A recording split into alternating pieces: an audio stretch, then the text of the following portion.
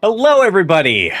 Welcome to It's a Long Story, a place where we roll dice, we tell stories, and we create magic. I missed the opportunity to do that before, but because, continuation of our Halloween stuff. Welcome. We are here with our awesome friends, the Mongoose Crew. Everybody, take a look at your camera, wave, and say hi. Okay, Lorian. Hello. I'm drinking my Hi. miso soup. As It's well Alright. you should. dinner Alright, time okay. in California. It's healing. It's miso. Yep, Lorian So rubbing it in sweet. all our faces that she's in California. Me so hungry. Welcome. For those that have no idea, this is we're a D&D live stream that runs every Monday, Tuesday, Wednesday, Thursday, and Friday. Having 5 parties. Sorry. Starbuck is just full rummaging around. What are you doing? What do you want? She's Starbucks. nosy. Starbuck being is a nosy. puppy for Uh, anyone who I is love not that you aware. can just occasionally see her, like in the Yeah. green screen. She just Every now and then you can phases just see in this lightly. little You cow. what? Hi, Hi, baby. Hi, Starbuck. You wanted attention. Now you got it. Baby.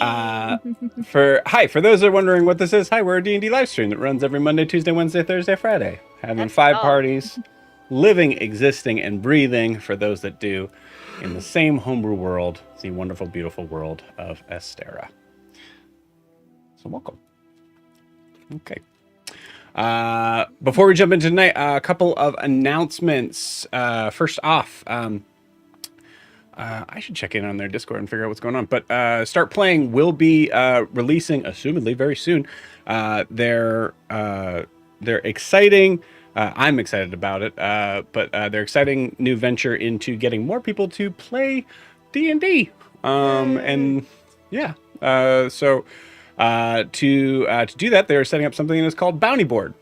So real quick, for those that are not familiar with Start Playing games, besides this specific crew, which got started before I was a full-time DM, all the other games that you've seen are basically that we all met from Start Playing.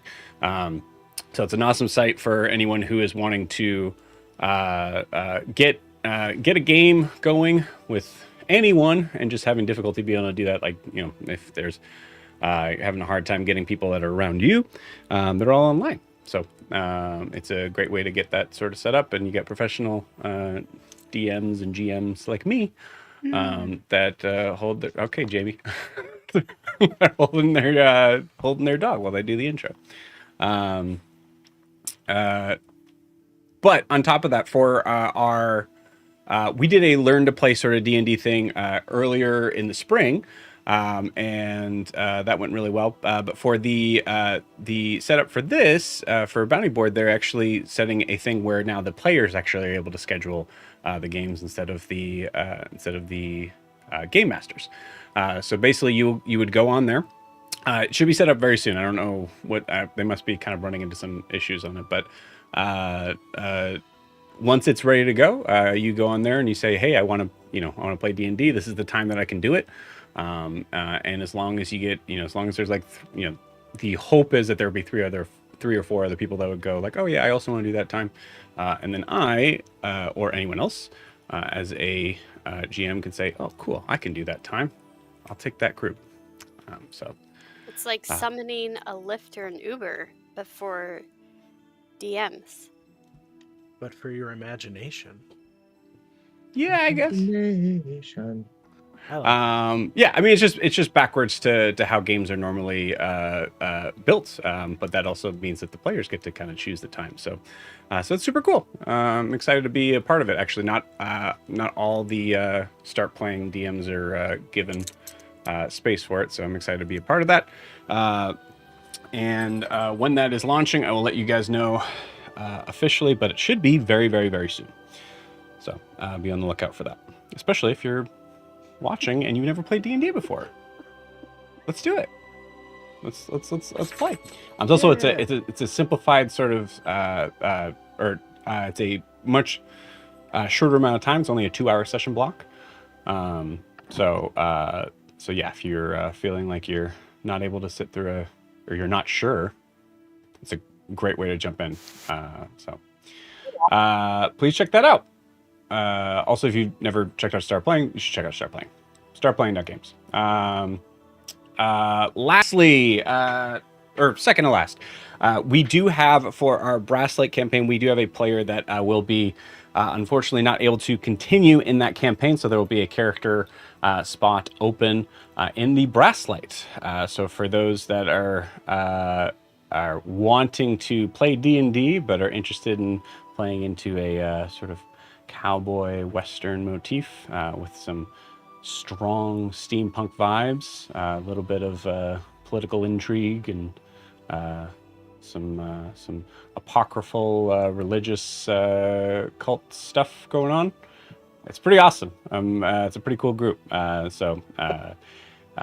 I will be releasing kind of like an official sort of thing on the community Discord, as well as probably on some of the social medias there. But if you want to kind of get ahead of the game and kind of throw your hat into the ring, you can do so by reaching out to me on any of those social medias down there, or startplaying.game/GM/It's a Long Story. And that's that link should also be in the video description if you're watching on YouTube. Lastly, if you're wanting to support the channel, best way to do so is to like and subscribe where you're watching this, whether that is YouTube or Twitch. You can also check out our Instagram and TikTok down below. I already mentioned that, but at It's a Long Story _TTRPG. And then lastly, there's a live stream, so feel free to jump in and say hi. Especially if you're a player in another campaign and you want to, wish these folks good luck on their fun time. Their fun time in the Venrona Manor. Ready to start our final set? I mean, not our final session. Yeah. Don't you dare. There is no I in TPK. All right. Before we jump into tonight's session, oh, man. Mike didn't like that one. I didn't either. Nope. Didn't like that. Look, see, you already got a good luck. See, thank you, Oscar. Appreciate it. Yeah, that was a real great vote of confidence. Yeah, Good you know luck. what? Oscar, Everyone, stand by your convictions. I appreciate the question mark. everyone, get close to me. Let's ruin all Joe's plans and bamf out of here. Go for it. Go for it. I'd have to No, leave then- one behind. That never backfires or goes poorly when we just No. leave a situation as Yeah, fast as we can. End up in a Nori and we're fine. It's almost like leaving a situation is what got you here in the first place. Almost. Guys, we needed books. It was important. We need books. You and your books. Cool. I'm Nerds. excited for tonight. Before we jump into tonight, Circus. we need to get a recap of where we left off with this party. So, Lorian, please take it away.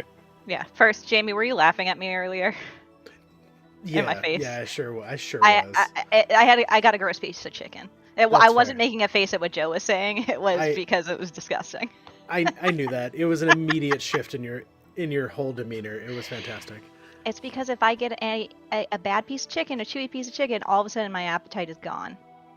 Hey. I have a very weird relationship with chicken. All right, You wanna- let's do this now. It's a wild sentence, bud. It's the truth. Anyway, so we entered into initiative, and we started with Milo and Saren heading toward the top of the tower. Saren was flying and carrying Wilbur. Milo was running very fast like a monk. The reason we're going up there is because Wilbur heard a mysterious voice in his head guiding him there.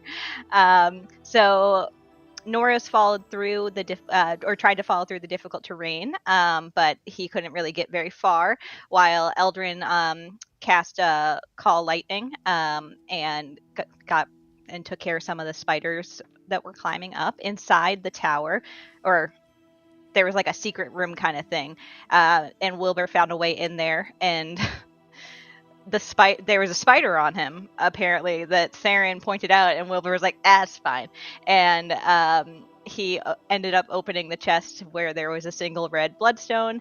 The spider on his back jumped on it, snatched it, and teleported it away. And then Halessa Venrona revealed herself, and she's kind of spooky looking right now. Then Milo spotted a massive were-wombat above, warning Saren before it attacked. A dire bat appears.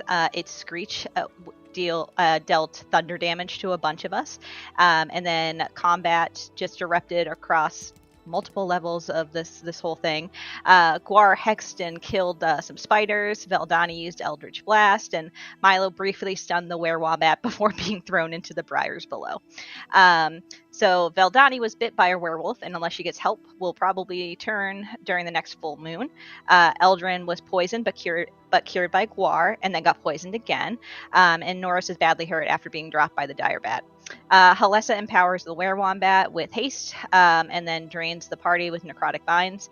Eldrin is able to break free to reach Norris, and they are both deafened, and Eldrin is exhausted and poisoned.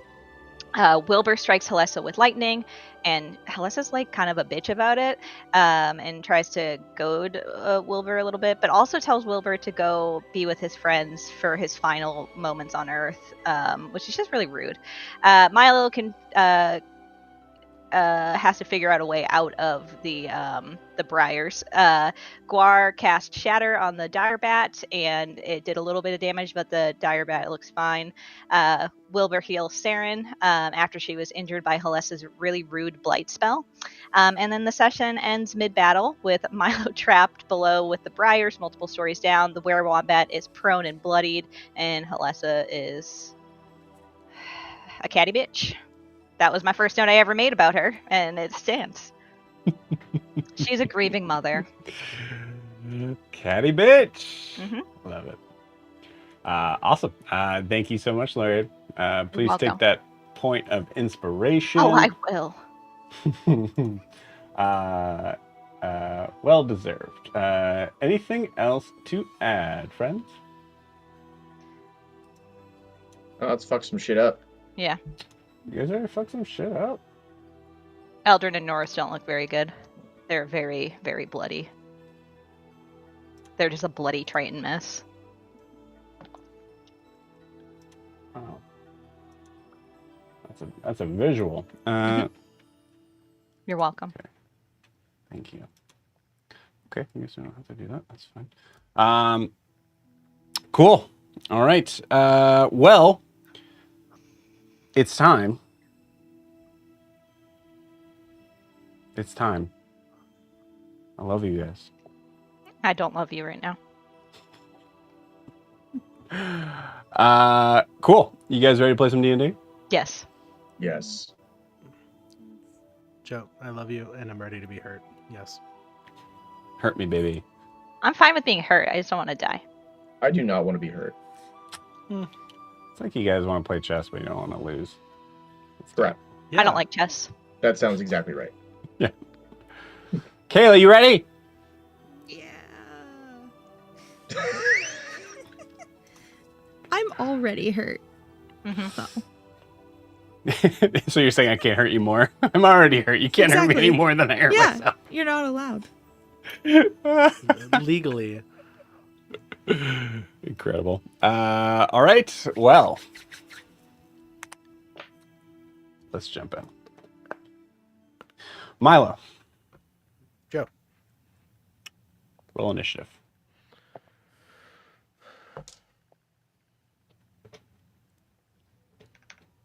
12. Okay. Good start. Good start, guys. Why does his initiative change? Because I am now in combat A different with combat? the Oh. Briars. We come back in to a scene of darkness. Black.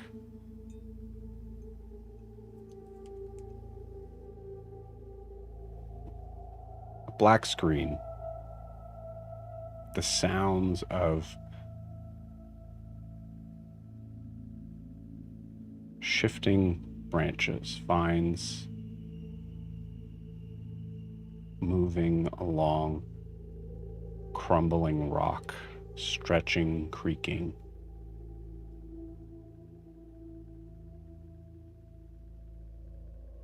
And we see some corner shapes, little triangles of light that are peering through from the separation of these vines, these black briars, to a figure.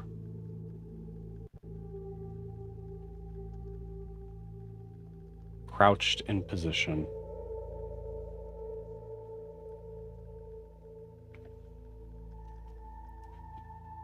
Fur matted in places with blood.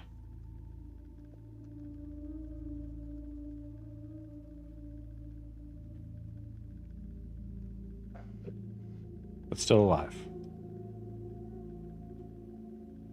For now. Milo, with your head lifting up, you are looking around. Before anything happens, I will allow a perception check.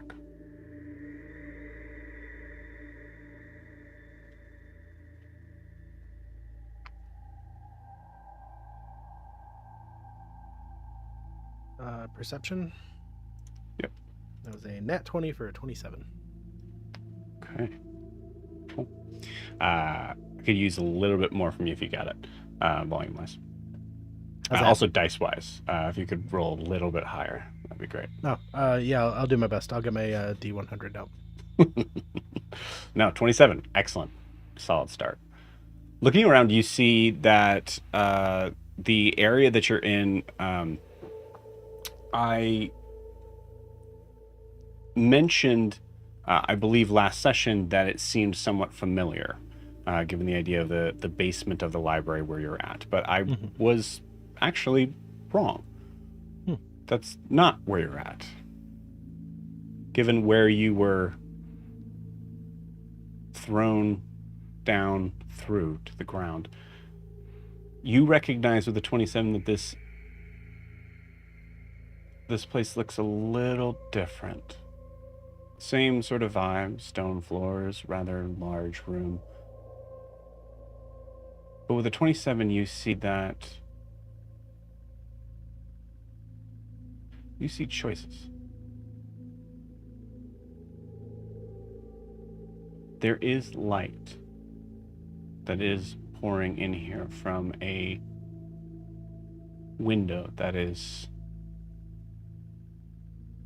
thin. Be very difficult for a werewolf to fit through. There is also a darkened hallway that you can see to traverse through. Would mean that you would be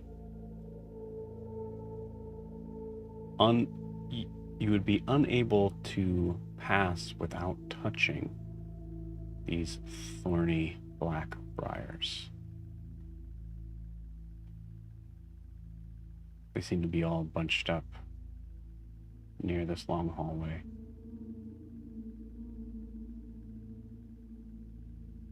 And lastly, there is the open room itself. Even with the 27, hard to make out through the tangle of branches that you would have to move through to get to the other side, but maybe there's an opening. There has to be. In this ruined mansion, there's gotta be a space somewhere. As you're deciding, I need you to give me a wisdom saving throw.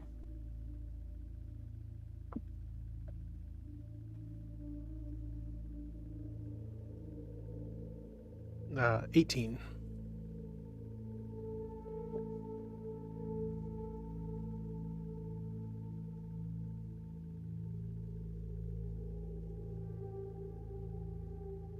You hear the faint sounds.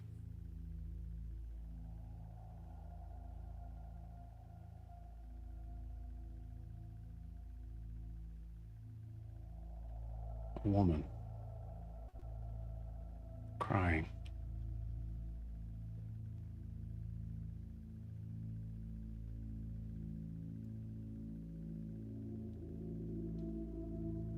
Seems to be coming from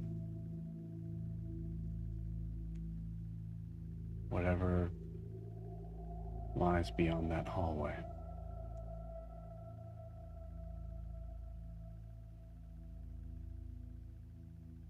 What do you do?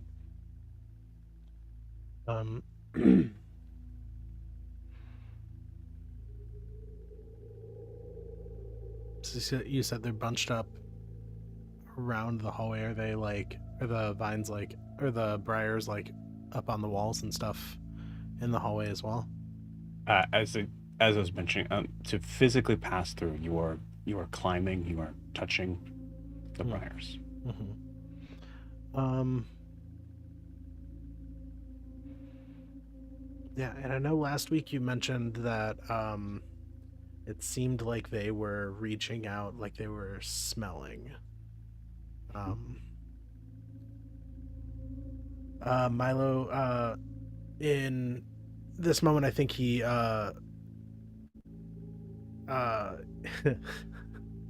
Milo takes a moment to test. He's gonna use prestidigitation and create a an area of like a really strong werewolf smell over, like, in a corner like 10 feet from him, to see if he can kind of kite this thorn away a little bit. You got it. To clarify, just to make sure that you understand in this moment, something that Milo would be very aware of. Things are still happening. Yep. So just make sure. Yeah. Okay. You cast prestidigitation, trying to extend your werewolf-like hand out. Nothing happens. If you check your sheet, you cannot cast spells in werewolf form.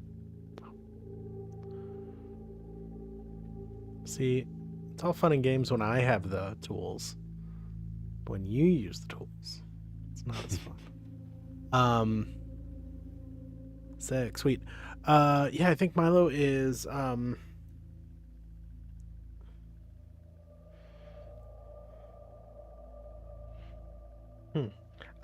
I think what was that thing Mike Tyson said? Everybody comes in with a plan until they get hit in the face. I expect a crying lady. Thanks, man. Or at least the impression of a crying lady.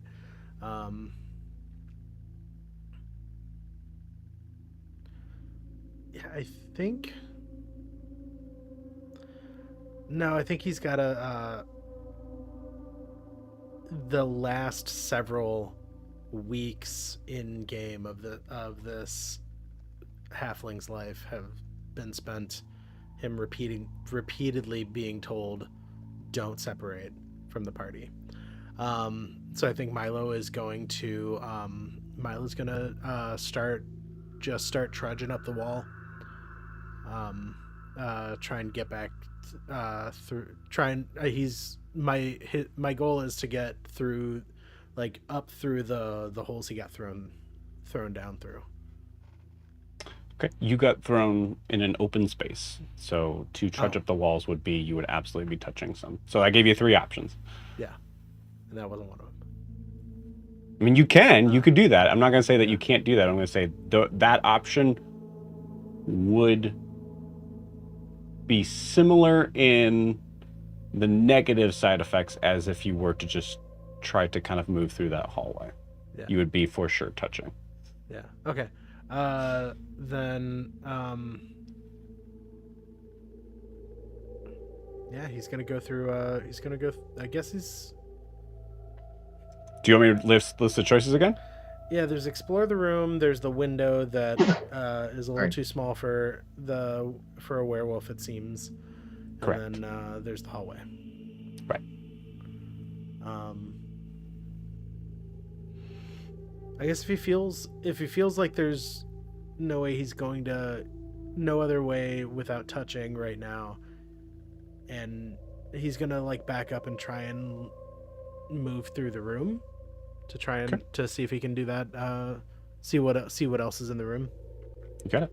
Go ahead and give me an acrobatics check with disadvantage. It's another nat 20. There's acrobatics gives me 19. 19.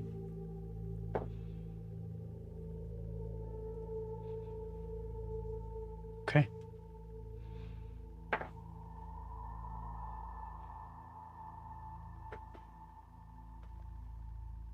As you start moving, given the speed of how you were able to maneuver through most of this, you're able to find little bits and pieces to be able to kind of maneuver through to not touch anything.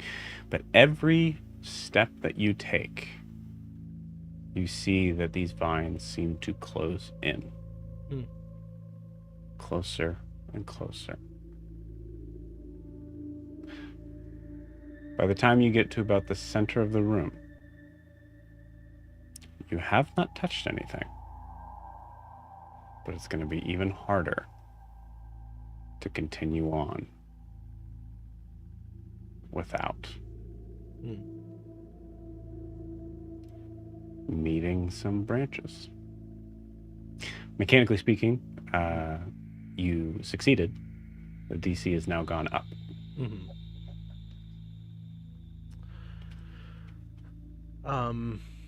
Aside from the closing branches, is there anything? How big is this room? I guess you said large, but can I'll tell you on your next turn. Oh goddamn! Okay. Spend more time on me. All right. Yeah, that's it. Meanwhile, for the rest of us, we are back on the roof. The haunting cloud that is resting above, giving some sort of cover to the dark night sky, but is also shrouding some of the figures here in strange grayish light from what is passing through. You all are in various forms of pain, but as you look around, at this point, I'm going to say for anybody who was, we'll say, mechanically not aware, you are all now aware that there is someone that is missing from your party. We start with Saren. Also, real quick, just one thing I added here. This area right here, this little kind of skull thing, that is where Milo fell through. Well, guys, he's dead.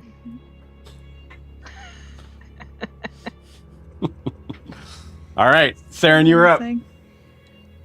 Okay, so Saren is going to steady aim and stay right where she's at. And as she sends off her hummingbird dart towards Halessa one more time, she just yells, "Do you even care that one of your sons is still alive, or just that your favorite is dead and thriving in the Shadowfell?" And there we go. And that's a dirty 20 to hit. Yes. Dirty 20 hits. Okay. That is...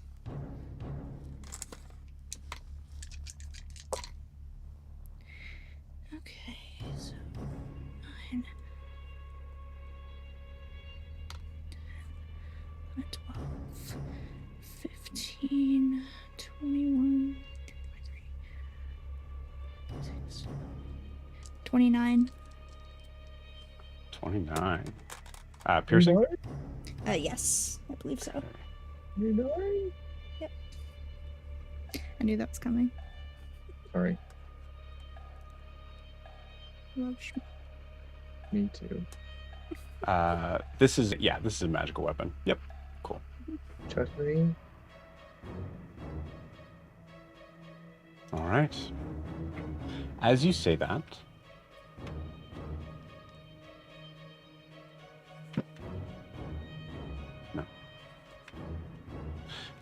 sending that shot out as the hummingbird is shot once more, hitting Halessa into the hard sort of bark-like skin, or armor, I guess I should say. Go ahead and give me a intimidation check. Intimidation persuasion. Persuasion would be great. Cool. That is a 18. Okay. With an 18, you see her form taking that blow and then looking towards you and just smiling. She doesn't seem to believe you.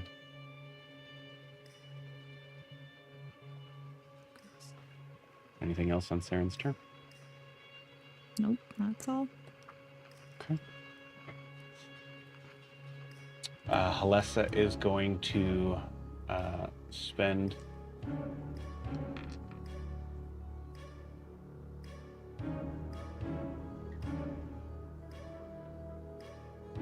a legendary action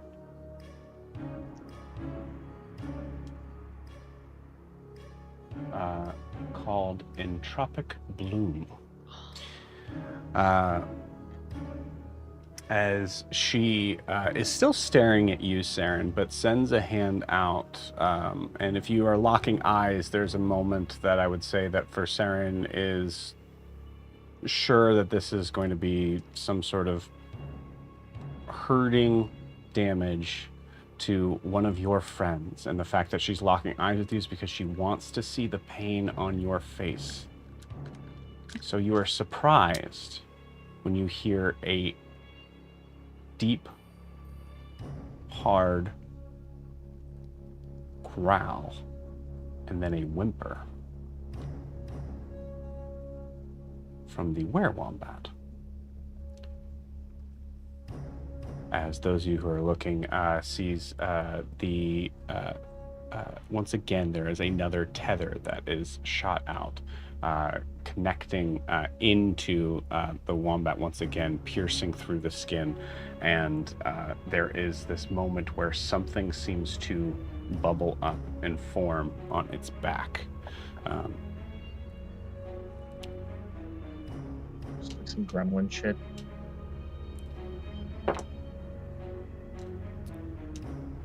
It regains 22 hit points.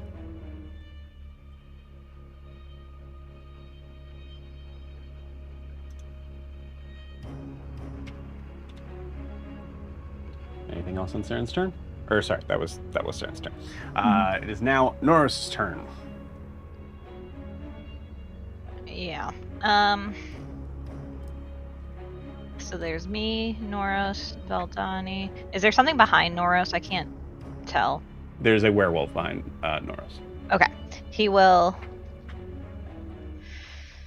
And every good Triton is a werewolf. Yeah, exactly. He will attack that. So he'll take his bident and kind of spin around and stab it, because it did just try and hurt his wife. Yeah. All right. That was cocked. Oh, the same. Okay. Does a 25 hit? To the werewolf that is behind you. No, he'll start with the werewolf behind him. Okay, you got it. Yes, absolutely, that does hit. Okay. You got to put your own mask on before you help someone else. Yeah. And I apologize. I did say werewolf. You guys have spent enough time attacking these creatures. That is a were-rat. Okay. All right, so that would be 1d8 plus 6.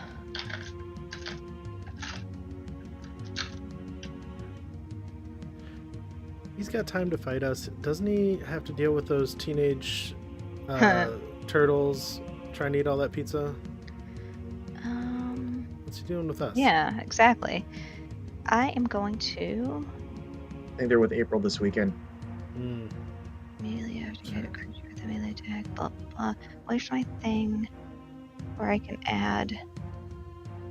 What the heck is it? Okay, well I have a thing where I can add. I Damn sent it. you a stat block on a Discord thing. No, I know.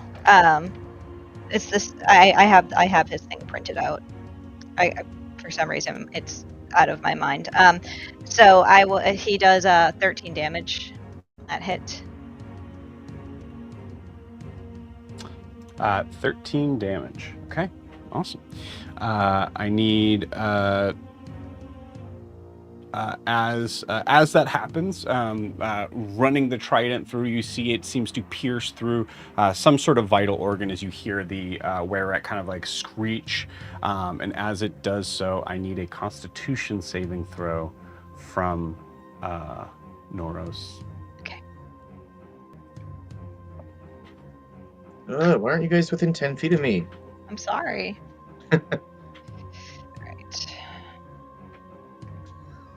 Alright. 15. 15. All right. 15 is just going to save. Yes. That is 4 points of poison damage. Would be 8, so it's halved to 4. Okay. Not looking good. He will then he'll use his second attack to go for the one that was attacking Eldrin. You got it? Yeah. So making some movement. 10, 20. Here. And he can only do half movement, right? So can he get to it, or because difficult terrain? That's 20 feet. Oh, okay. Yep. Well, he can only go 15. He's 30. Is his movement? Does the trident have reach? It does. Okay, cool. Just let him hit it. I want to follow the rules because then it means that we follow the rules with the enemies against us. It helps us. Okay. Nope. He rolled a nat 1. Stabs himself in the toe. Actually, nope. I can't do that. Yep. He rolled a nat 1. Okay. All right. I can't help you. Nope. Reaching, but noticing he actually is standing right on the sort of precipice where the roof is going to kind of curve the other direction. Just seems to lose his footing a little bit, and the trident goes right down into the shingles. He is down to 10 HP, so that makes sense. Yeah, does make sense. He's resting on his Biden right now. Resting on his bident. Just like a man. All right, here we go. In public? Yeah. Okay. That's one. Cool. Another figure makes their way to the roof. As another spider comes up, and is only able to get about that far. That is there. The other one turns to attack War. Fuck you. I rolled a 2, so that misses. And that is the end of the spider's turn. It is now Alessa's turn. Wait, it's Alessa's. Oh, yeah. Okay. Yeah. Oh, lame. A quick question for steady aim. It says my speed's 0 until the end of the current turn. Is that my current turn or the full round? It would be your current turn. Okay, so I could still use my reaction for the cunning action to move Correct. away. Okay.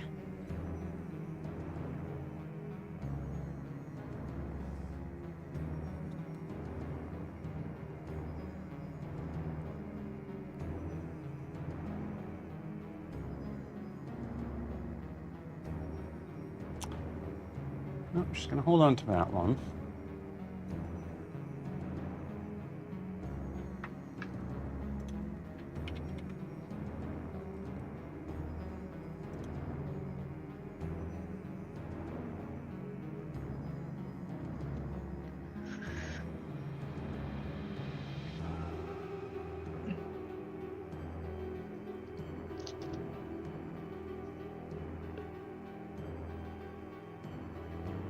She's going to turn, Wilbur, from your perspective, you're going to see Halessa sort of turn and look out at the field.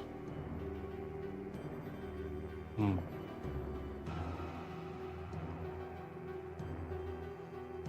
It seems that one of your loved ones is not doing so well.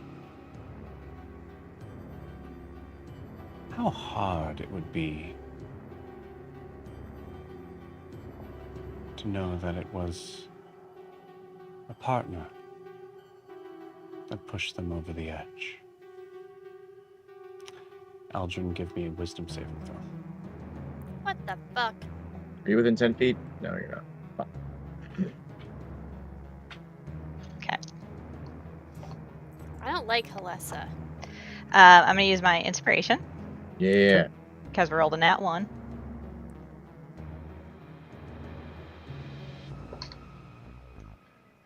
$11.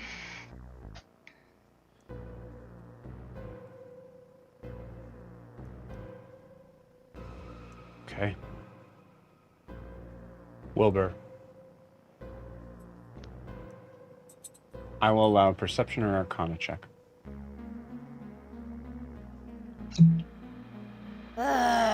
Perception check it is. That's a 22. Okay. Wilbur, probably locked onto Halessa's eyes as she's looking at you. As she's looking, you kind of follow the line of her and see that she is looking at Eldrin. And for a moment, seems like she's bluffing until you see Eldrin's eyes just glow green.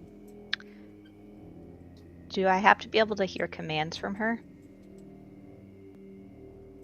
No. Ah, damn. Okay. This is a charmed effect, technically, though. I don't have anything for against charm. Okay. Wilbur, you are aware Eldrin is under Halessa's control, seemingly for the moment. Jeez. Halessa has cast Crown of Madness on Eldrin. On Eldrin's turn, Eldrin is going to be forced to attack Noros. It's my turn, right? Or is Halessa still doing something? It is Eldrin's turn. I didn't even know that. Yep. I was actually giving you that as a like chance of like, if there's a way for you to be able to stop this. There's no way. There's no way. Would Eldrin do how? So what would Halessa tell her to do? Would she? Because Eldrin doesn't normally attack with her trident. Would she do that, or would she do call lightning? She would attack with her trident. It is a melee attack. Good. I get disadvantage on that because I'm deafened, exhausted, and poisoned.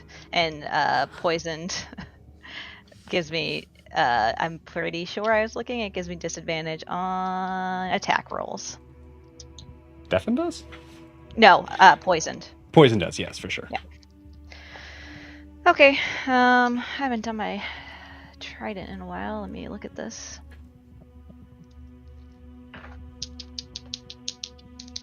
Okay, so Eldrin will turn to Noros and attack him. Neither of us can hear anything, so it's very great. Yes, 11. Okay, you know an 11 does not hit. What does it look like as Eldrin swings at Noros? I think it looks like...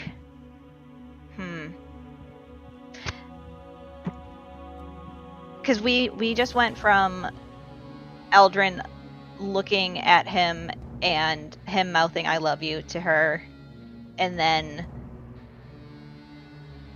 he looks even worse. So I think she was staring at him and trying to figure out what to do next, and then maybe he sees like that wash over her, and she just goes to stab him. Okay. Yeah, you see Nora's just...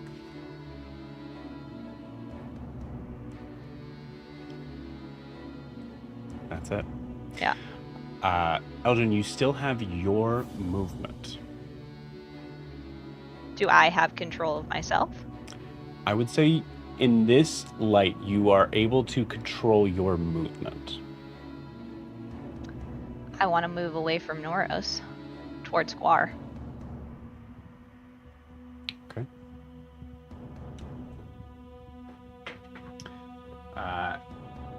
As you do, the werewolf is going to make an attack of opportunity on you.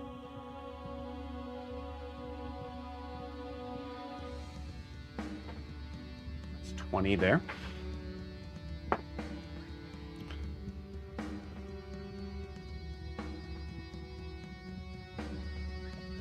My speed's only would be 15.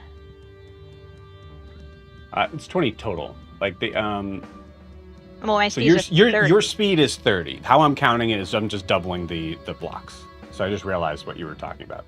Okay. We were quadrupling doing that. So I'm just doing 10, 20 instead of 5, 10. Oh, okay. Yeah. Okay.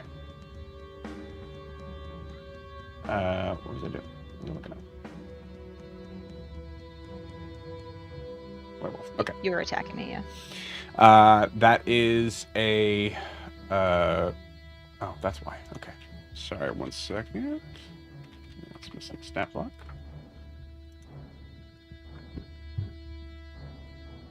Okay.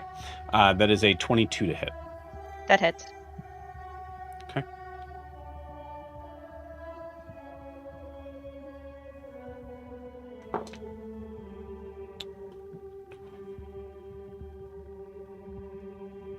That is 14 points of slashing damage. Norris uses his reaction to intercept. Okay. So it will reduce it by 10, so 4 damage. All right. Nice. So that's 20 movement to get that close to Guar. Anything else? I can't...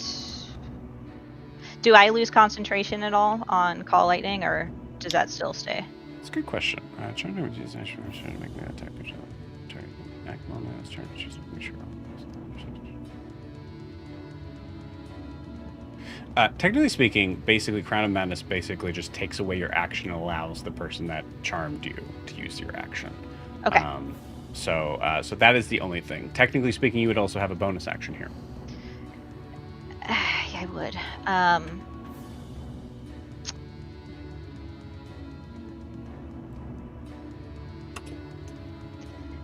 If I... Halessa looks fine, right? Like she doesn't Also looks fine. Okay. I mean, she looks like a bitch, but Yeah, she looks like a bitch, but no, there's nothing else I can do right now. Okay. Very smart to move towards Guar. Uh-huh. As at the end of your turn, go ahead and give me another wisdom saving throw. Okay. Saving throws are not ability checks, right? Saving throws, you would be having disadvantage, I believe, because of poison, correct? It's ability check. Poisoned. It's attack rolls. Attack and rolls and ability ability checks, and then so then you're deafened, and then exhaustion, which I think exhaustion just gives ability on checks as well. Yeah, great, And then- cool, awesome. So you don't have disadvantage, Yeah. Okay. Good. but you do have Guar's help. Goodness. Aura. 16, 17, 22. Okay. It's a 22.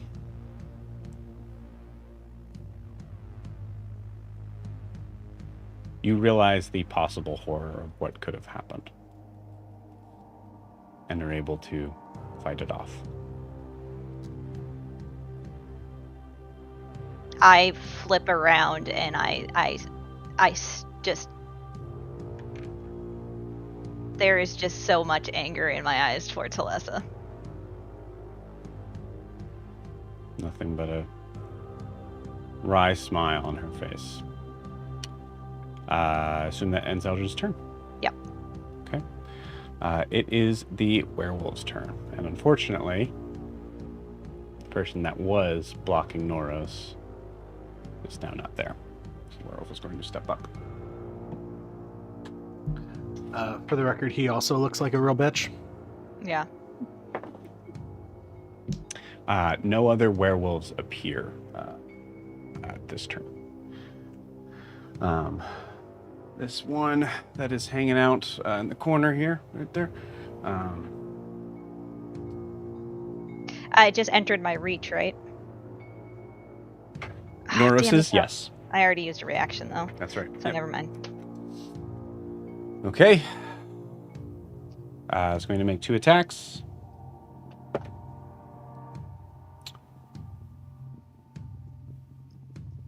The first attack is a nat 1, Okay. which was its bite. So it is going to now attack with its claws.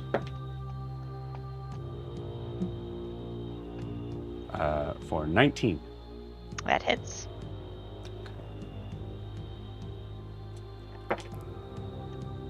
That's 12 points of slashing damage. He is down.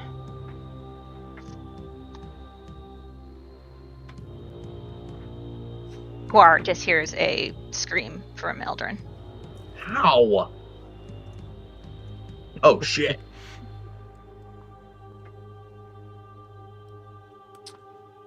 It is now that ends the werewolf's turn. As the werewolf, as you see in this direction, Guar, you also notice looking in that direction. You see the werewolf looming over Norris's unconscious body. Veldani is in the process of starting to move up, but you can also see that Veldani is hurting. Actually, Veldani, damage-wise, is actually doing fine, but you can definitely tell is dealing with something. All right. Now it is the were-wombat's turn. Is it misty or foggy or anything like that at all?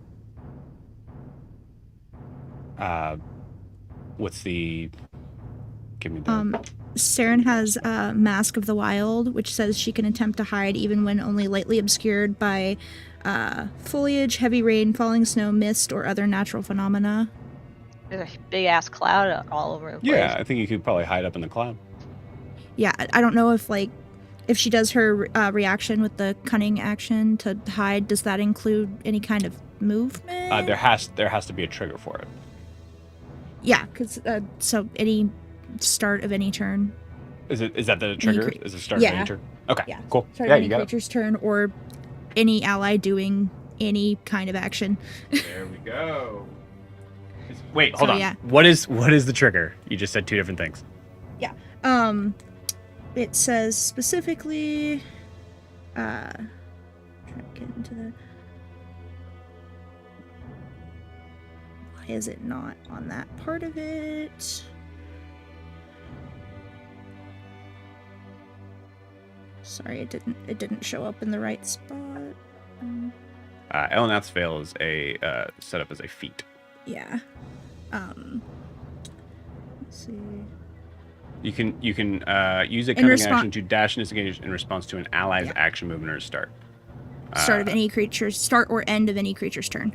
Oh, okay. Yeah. As long or as the I'm start not of any. being Yep. Yeah, Cool. as long as I'm not being attacked by the Sweet. creature. You got it. So on that turn, you move to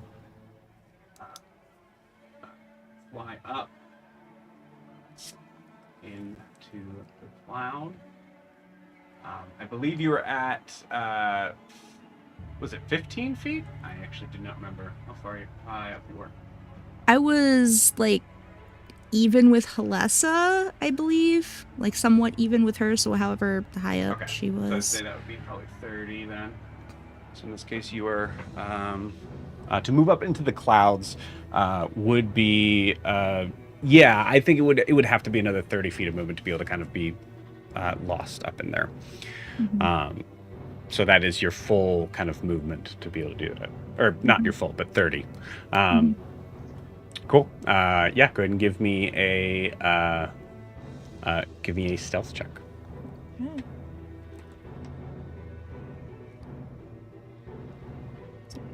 That is a 14. Okay. 29. 29. Again. Okay. Different roll, same number. Right. So, as the werewombat goes to get up, I can feel this sort of like strain on the back, as if there is something that is. You even see like with the shorter hand kind of reaching back, trying to get at something, frustrated. I'm going to roll something here. Okay.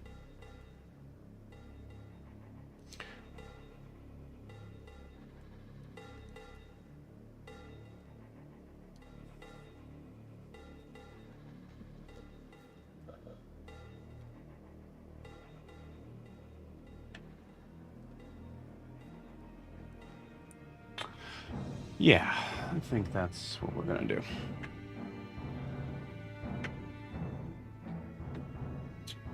You see the werewombat move up towards the wererat and go to. Oh gosh, I'll contest that. Nope, that's not gonna do it. Grabs the wererat by the neck. And then turns and throws it down the hole. Lame. Okay.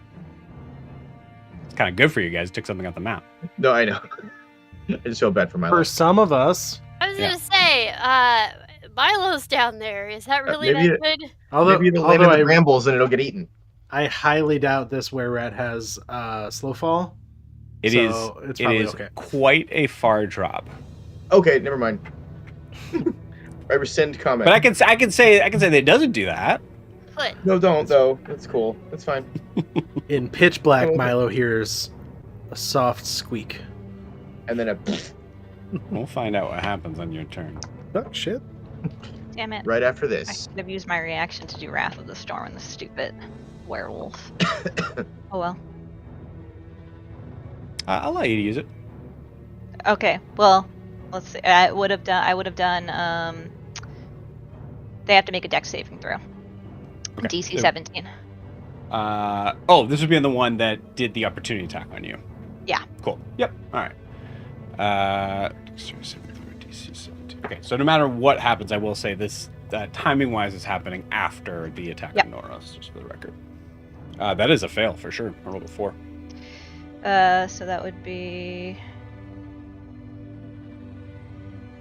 15 damage, lightning damage.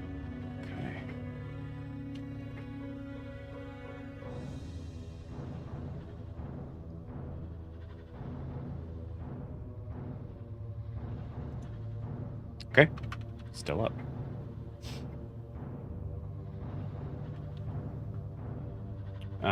All right. So that was its first attack. Actually, it was 2. Grabbing, throwing. It's 2. Lastly.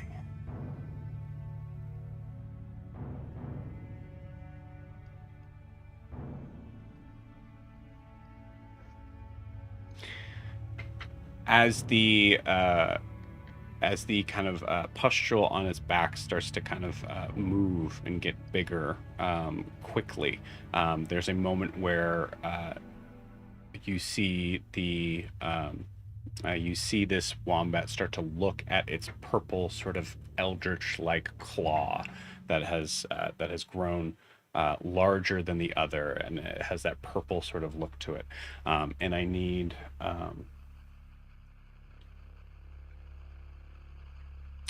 it is going to reach out towards all of you that are standing. And I need a wisdom saving throw.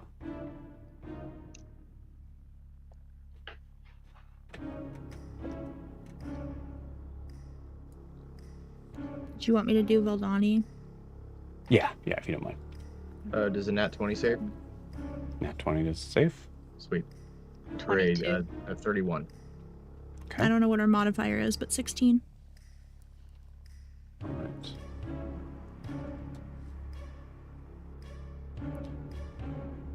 Okay.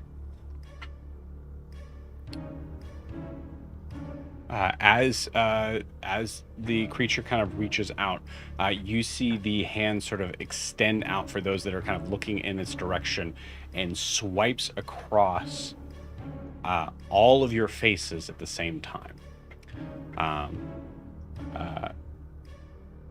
There is a knee-jerk sort of instinctual reaction here that instead of trying to block or sort of try to move out of the way, the only thing that all of you can do is to close your eyes. And that's how you all save. So you're going to take half this damage.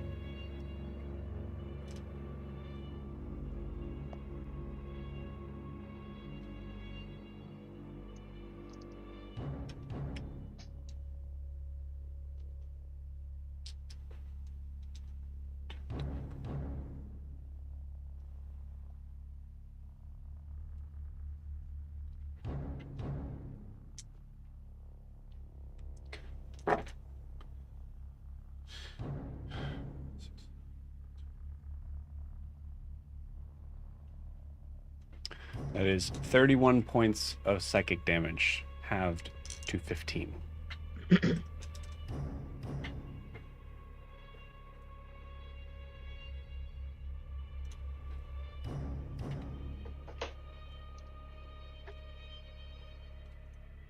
I have it marked on Valdani's sheet.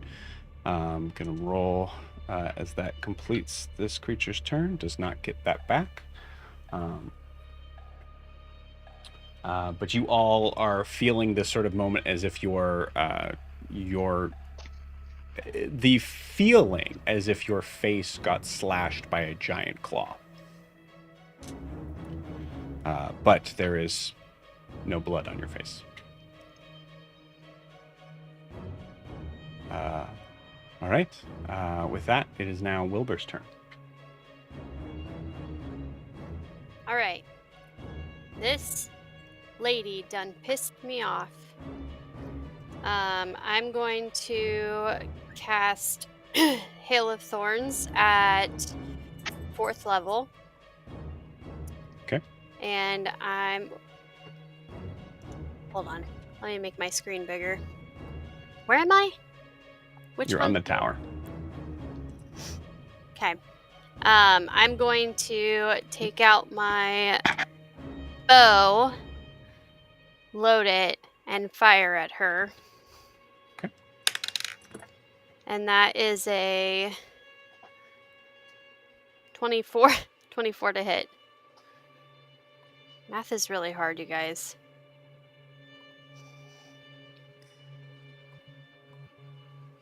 Okay. You got it. 24 hits. And then that Hail of Thorns goes into effect like right away, right? Or is it on my next turn? Nope. Goes to as soon as you make your attack. Okay, perfect. So she needs to roll a dex save.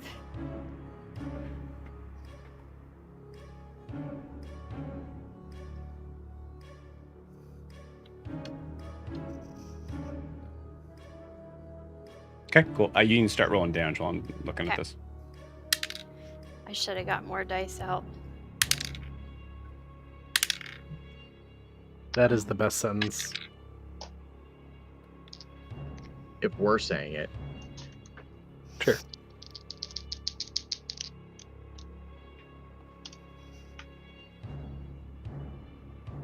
Okay.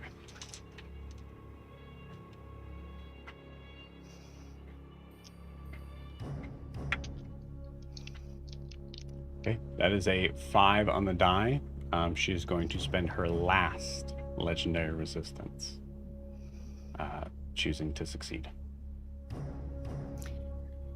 Okay.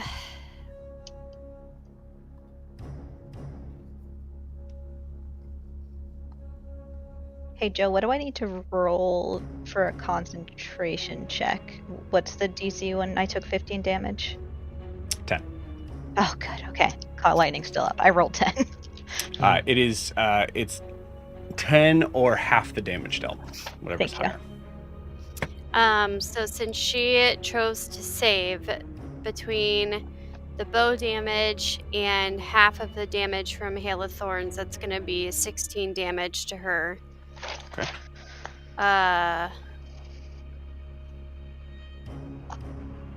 Was that that was what, 4d10 for Hail of Yeah. Thorns? Yep. Okay, cool. Just making sure. Nice. I rolled pretty good. All right. And then I'm going to do it again. You got it. That is a 18 to hit. –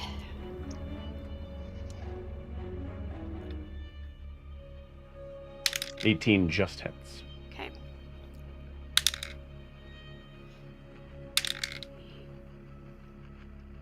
And your Hail of Thorns would be you're only able to use it once. Just to that's up. Yeah. So sorry. You're good. I just grabbed the wrong dice. What am I doing?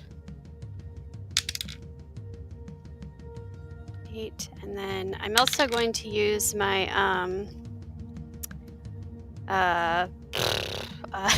what's the fucking word? My gathered swarm this time as well too. So that's going to be an extra 12 damage to her.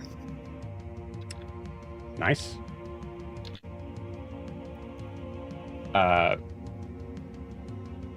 Total on that attack? Total Yep. 12? Okay. Yep.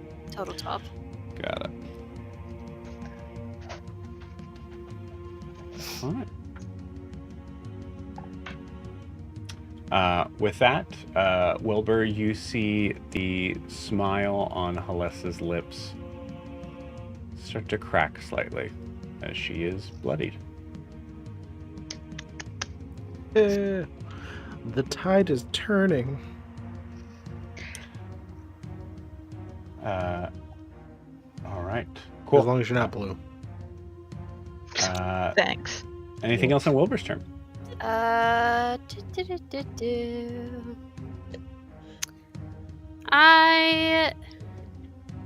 don't believe so. Okay.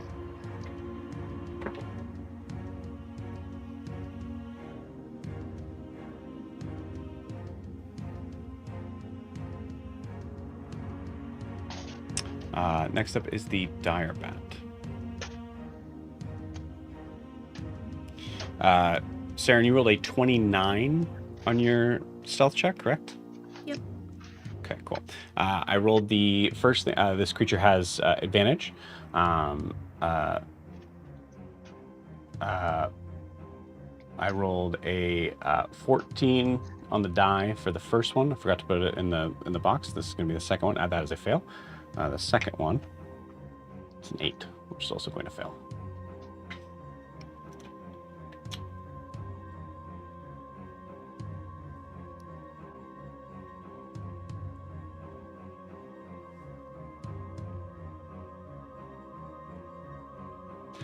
In the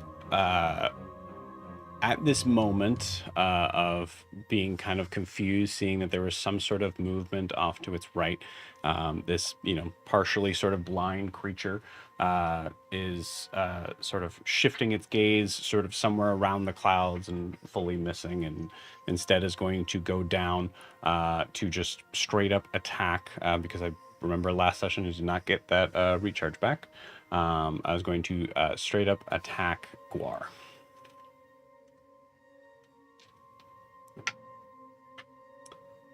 And both of those attacks are going to miss. 15 and a 13. This creature has a plus 10 to hit. Can I use my reaction?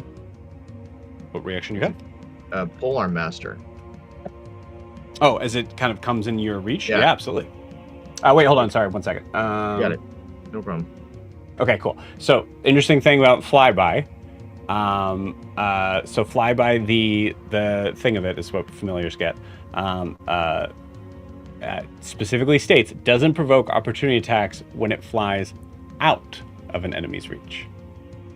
What about when it flies into the enemy's reach? There you go. Go ahead and roll your reaction attack. You got it. Okay. Does a dirty 20 hit? Dirty 20 hits, yes. Sick. Okay, so it's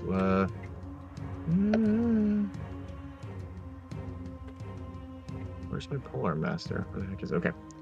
That is 8 points of slashing damage or piercing damage, right? No, slashing. Okay. Sorry, slashing. Slashing. Okay. Yeah. You got it. All right. That seems to strike true. As you are able to slash at the back of this creature, you hear this horrifying shriek as it moves out of your range, trying to move back to its space as it is doing so. I think in response to that, yep. Scream about it more, you cowardly bitch! Higher.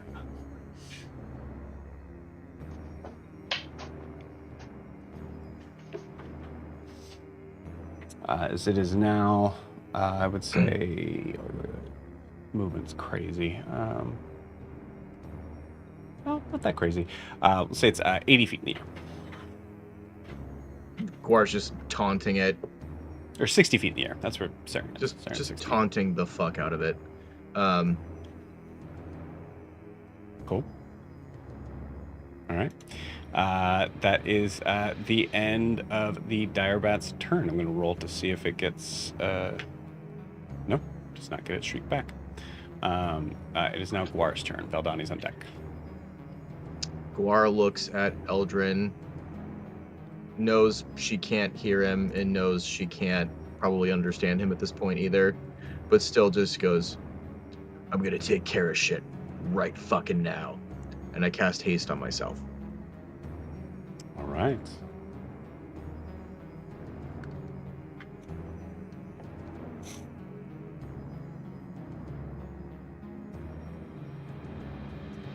What does your haste look like? Haste looks like a golden kind of starts around like on my shoulder, kind of swirls down, and then another one swirls down my other shoulder, and it kind of goes back and forth and kind of starts swirling around really fast, and then just kind of like pings into like a lightning bolt sigil on my neck. And I'm just Nice. like, oh, fuck yeah, I feel great. All right. Now you're all in big trouble. There, I found it. Cool. All right. Guar, in your hasted form. So action to cast haste, I believe. What do you do next? I take the fuck off toward the werewombat. Okay. All right. How much is your movement now? Doubled. So 60. Great. I don't know what that number is. 60. 60. Thank you. Sorry, Do I you was hate- I was looking it up as I said. I just knew it was doubled, and I was like, oh Do yeah. hasted creatures have difficult terrain impact Yes. them? Or okay. Yeah. I just need to get within 60 feet of that fucker.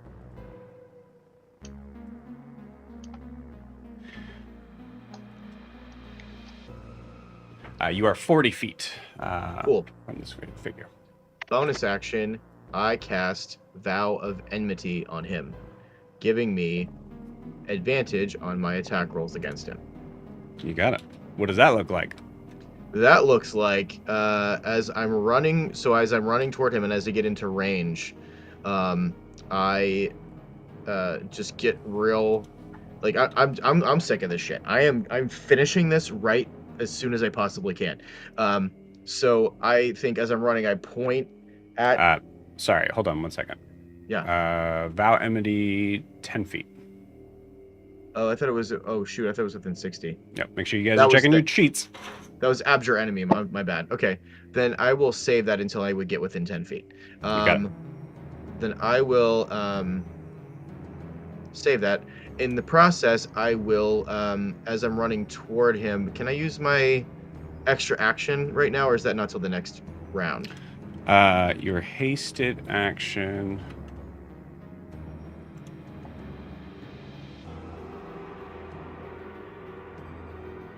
I'm sorry, so additional action on each of its turns. Yeah, no, I would say technically you do have a hasted action here. So yeah, you can use your hasted action to move another 15. Yeah, that still won't put me within 10 though. Or sorry, no. Hasted action to dash. Your current speed is doubled at 60, so just 30 feet. Okay. So let's see. I have a +2 bonus to AC. Okay, attack can be Which puts you within 10 feet. right. Okay, then I will then bonus action Vow of Enmity. You got it. Yep. Shit, I was really hoping I could get like an extra attack, but I think I was gonna do Eldritch Blast, which wouldn't have worked anyway, so that's fine. So okay, now Vow of Enmity looks like I think I just like I flip him off, but the finger glows purple, and and starts to kind of like kind of this cloud around him as I'm running toward him, and then I just like send that like that cloud of purple energy, and it just envelops the werewombat. All right. Like, yeah, bitch, let's go. Cool. Yeah, you see it definitely kind of turn your direction, seeing that. I would say you definitely tell like it does not seem to understand what that signifies, but you can definitely see that you are challenging it for sure. Yeah, I just the last thing I yell is like, pick on somebody your own size. Okay, as it stares down at you. I'm delusional. I love it. Also, just for clarification, you might have already kind of gotten this, but your hasted action would have to have been a weapon attack. So Eldritch Blast wouldn't have counted anyway. So, right, exactly. Cool. All right, sweet. All right. With that, that was Guar's turn. It is now Veldani's turn. Veldani still, I believe, still suffering from the curse, correct? Yeah. Okay. Gonna roll a con save. Okay. That was rough. All right. Veldani is now suffering their first level of exhaustion from this.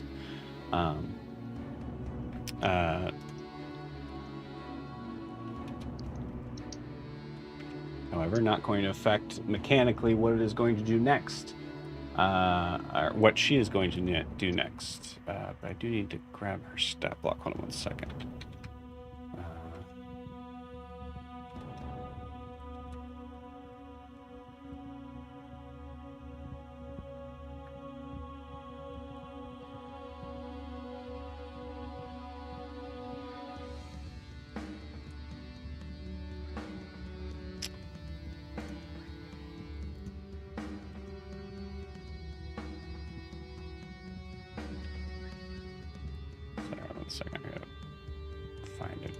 spot.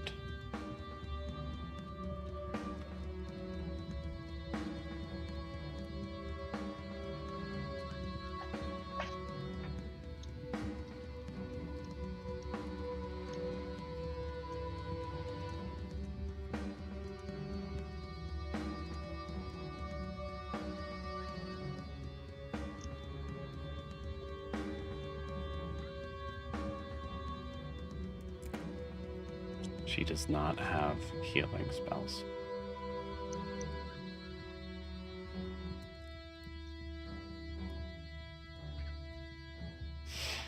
Okay.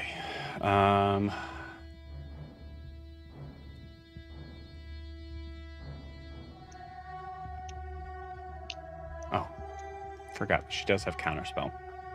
Remember that. My bad. All right. She is. Yeah, there's really not much that she has right now that wouldn't just be. Eldritch Blast.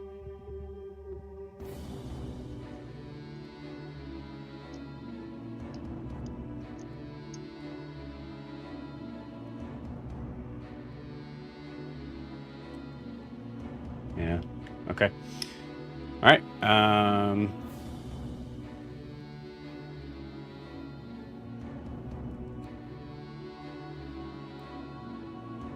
And you already have Vow of Enmity cast. She's not gonna do that.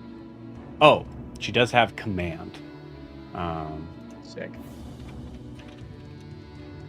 So, and there is that that wolf, that werewolf.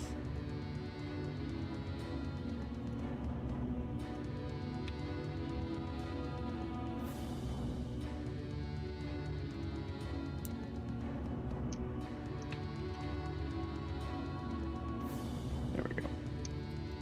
Okay. As she looks in the direction of this creature that is looming over Noros, and you see her just kind of put a hand out and just through gritted teeth as she is still dealing with this massive bite on her shoulder. Leave him be. And creature's gonna do a wisdom save. Make sure there's nothing else she can pump into this.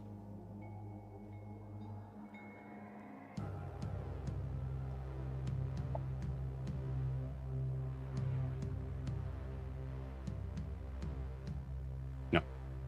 All right. Spell save is DC 17 though.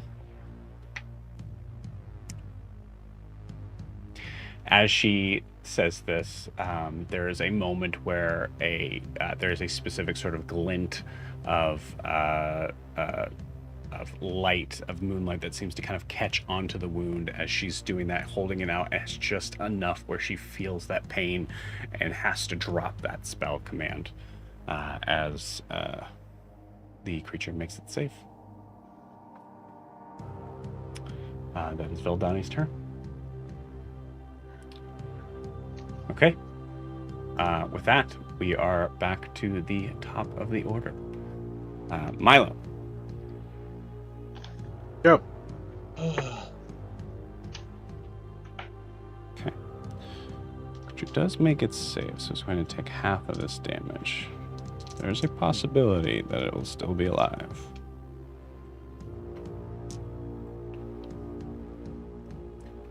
Or it's goo.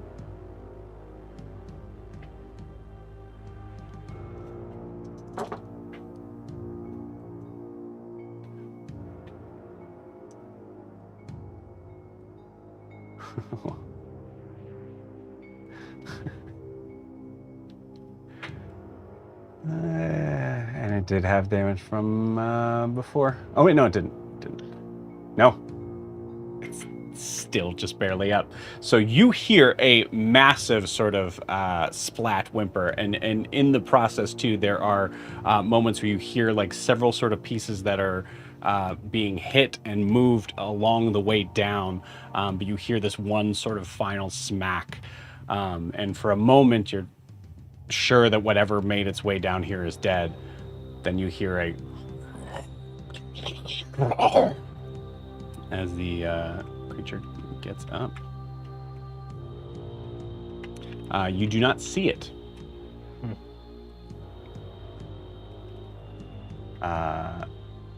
Meanwhile, and I would say you don't see it because of how close the briars are around you. There are still sort of spots that are open here. Go ahead and give me a survival check.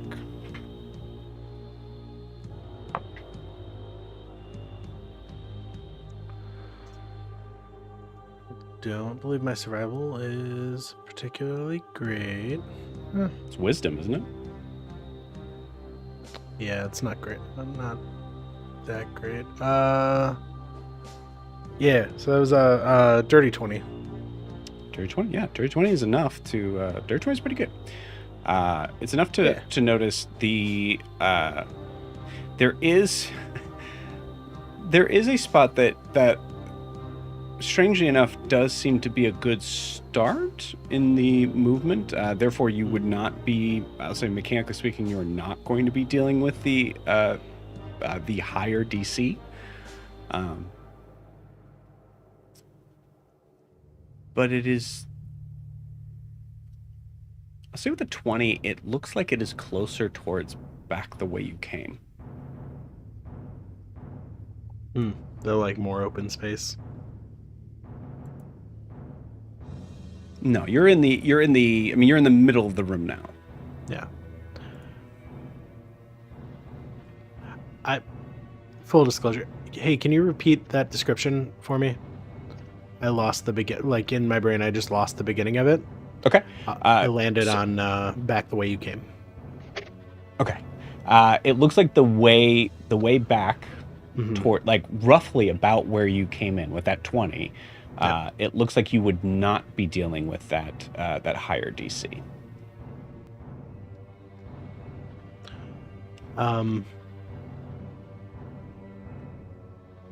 Okay. As if like saying, like, if you turn back, we won't touch you.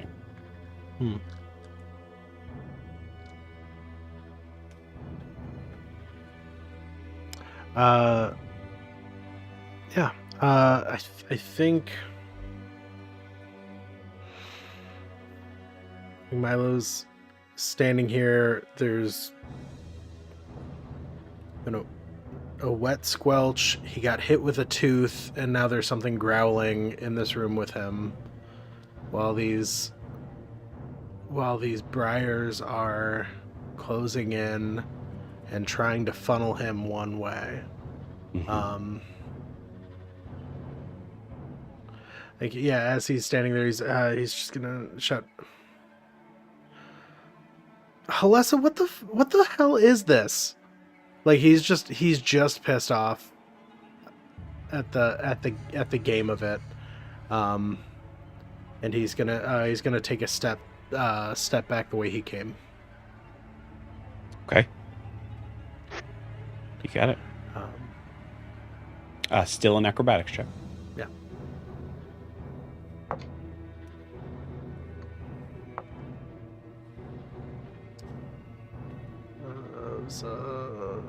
Acrobatics, that was a 14. Okay, 14 is a fail. As you make your way back, this moment of frustration and annoyance, I will say, give me a... Yeah, I think we could count it as this. Go ahead and give me a medicine check. Or insight check. No, we'll do medicine.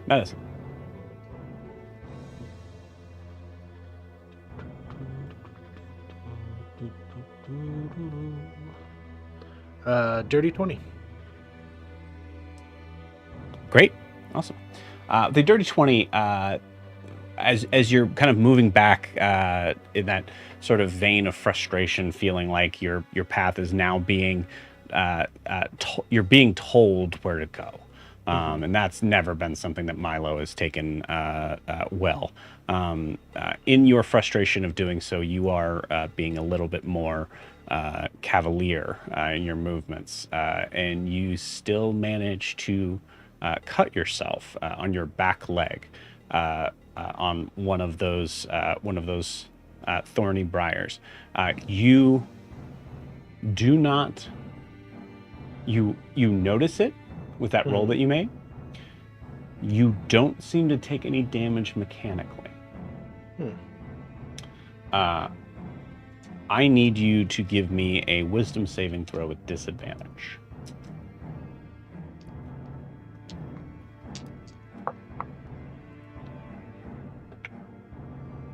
It's a 10.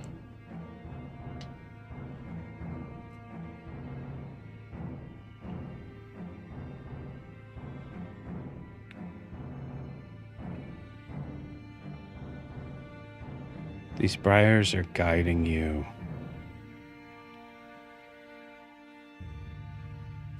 To where you don't want to go.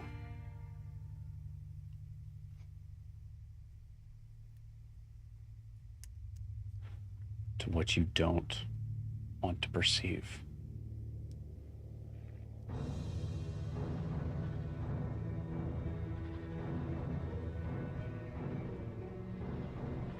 You heard the sound of a woman crying.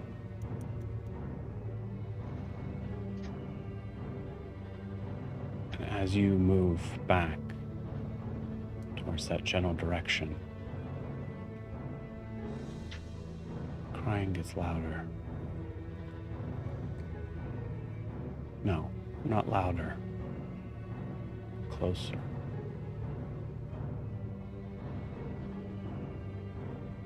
You notice something on the floor. Strange that you would notice it, but it is a different color than the black and gray that surrounds you.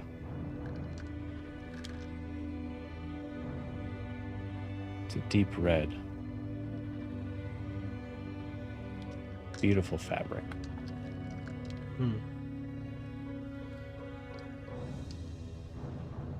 The exact fabric that Rosie enjoyed wearing.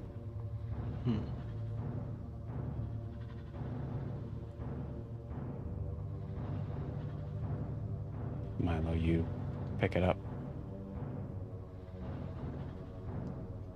Seems real.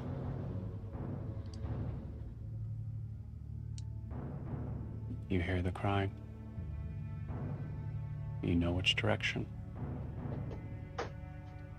What do you do? I think in this stress, this moment reminds Milo of growing up. He was afraid of the river.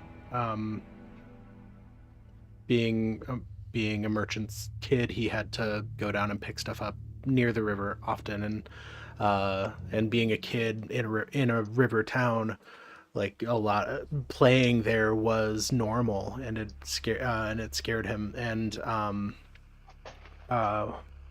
one day he found himself closer than comfortable to the water, and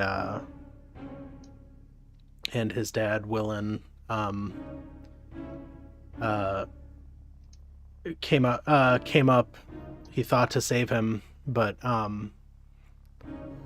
only said the words, "Well, you know, bud, sometimes the only way out is through."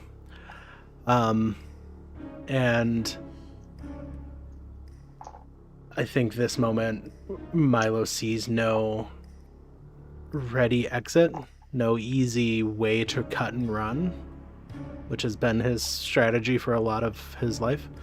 And I think he's gonna lean on that wisdom from his dad, and just, all right, fuck, if I don't have the power, I'm gonna at least try to see what I can do here. And he's gonna move forward and follow the path. Okay. Full movement. All right. What is the full movement of Milo? 50. Okay.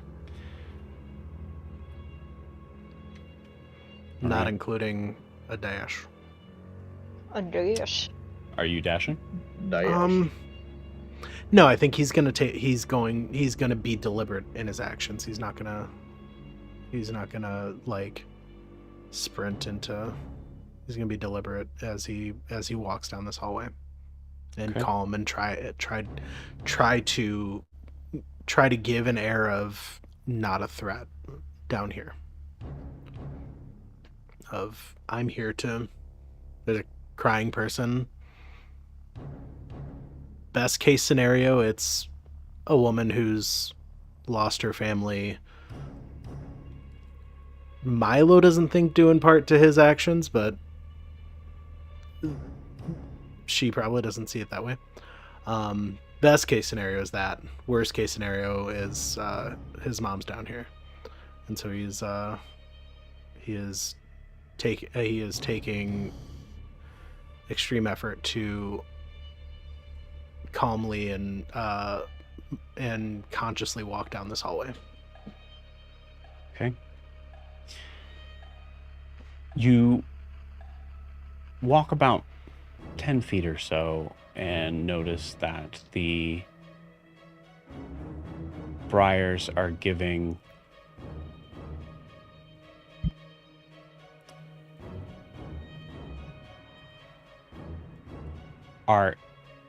what seems to be at first sort of in your way. And then you notice that it seems like each sort of step, while you'd be stepping on thorny briars, seem to be placed like a staircase in front of you.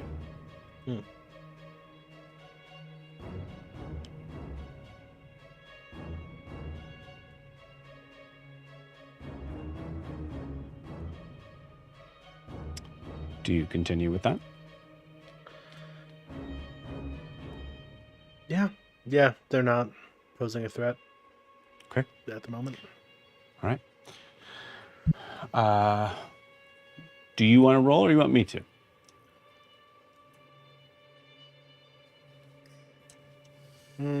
Go for it. Okay. Also, hey, nice dice tray. Hey, really cool. Thanks. Tired of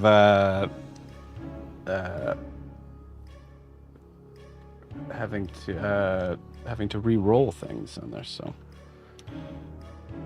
1, 2, 3, 4, 5. Jamie did a good job on it. Good job, Jamie.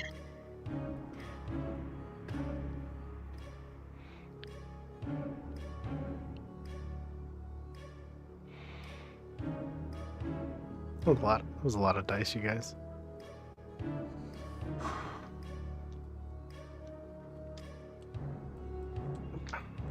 Joe, I hate when you have to think that much.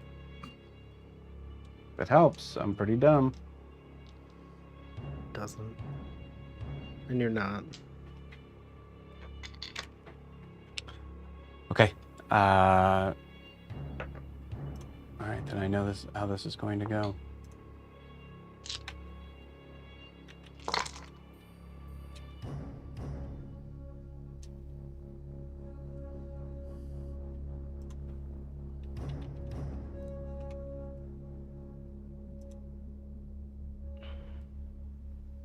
Orion, do you have an extra Snorlax I can squeeze? I actually do. I'm looking at him right now. I'm just gonna From squeeze this- my bourbon. From this moment, the camera sees Milo stepping forward. Each step against briars that are struggling at first and then successfully holding the weight as he is walking up them. After about the 5th step is when, from the camera angle, You see trails of blood from Milo's feet. Milo, you are fully unaware of this.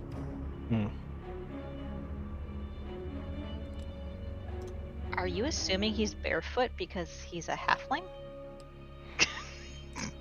I'm assuming he's barefoot because he's a werewolf. Okay, that's fine. It's hard to fit boots on a hoof or a paw. Milo, Aw. I rolled damage for you, Mm-hmm. but at this moment you do not know what it is. Okay. Saren, you are up. God. Well, I assume she's more than 45 feet from Halessa now.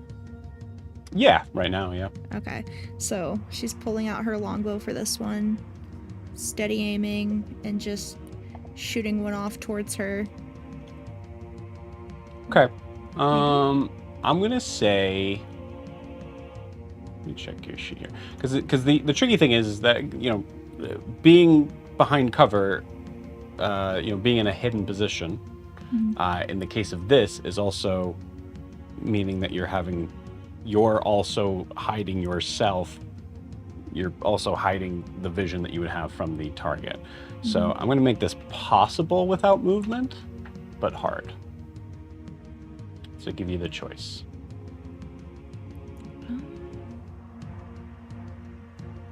Does she get the feeling that she's hidden from Halessa too? Yeah, 29. Yeah, for sure.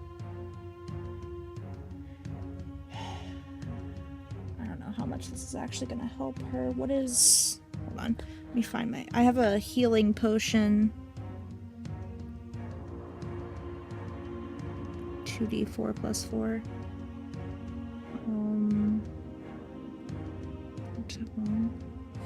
Oh, I'd have 2. Okay.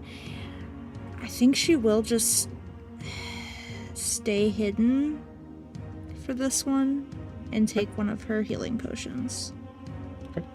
So one thing I may suggest to you is that you can attack from the hidden position. Sort of. The way that it would work is that you step out from it, and then you are attacking with advantage because you were successfully hidden. And then, bonus action, you could go and try to hide again. Okay. But I can't, if I'm steady aiming, I can't really... Steady aiming means you're not moving, and if you're Yeah. behind cover and you're not moving... Like, I will tell you, mechanically, Saren, you're already attacking with advantage. You're hidden. You're assuming that you're hidden Oh. from Halessa. Okay. And I'll say, the 29, that's a good assumption. Okay. So she doesn't have to steady aim because Correct. she's hidden. Okay, got it. Okay. Little did you know- In this circumstance, I'm also kind of giving it to you, but also the 29, I'm just gonna tell you like straight up, I don't know what creature's not gonna know, you're not gonna be hidden from. Yeah. If you feel that number is high enough to be successfully hidden, and this is kind of, I will say there are actually DMs that are like, you're successfully hidden, and I don't like that. I like the idea of like saying that 29 is the DC of the perception check of the creature being able to possibly even see you. Yeah. I think she would attack assuming that Halessa was so focused on what she was doing to Eldrin that's why she did what she did. Yeah. Little did So you yeah. know, Halessa's the champion of hide and go seek in the Venrona mansion. Halessa has plus 30 to her perception check. So Yeah. she's got to roll on Yeah. that one. She actually already knows she's up there. Okay. Anyway. She's behind you.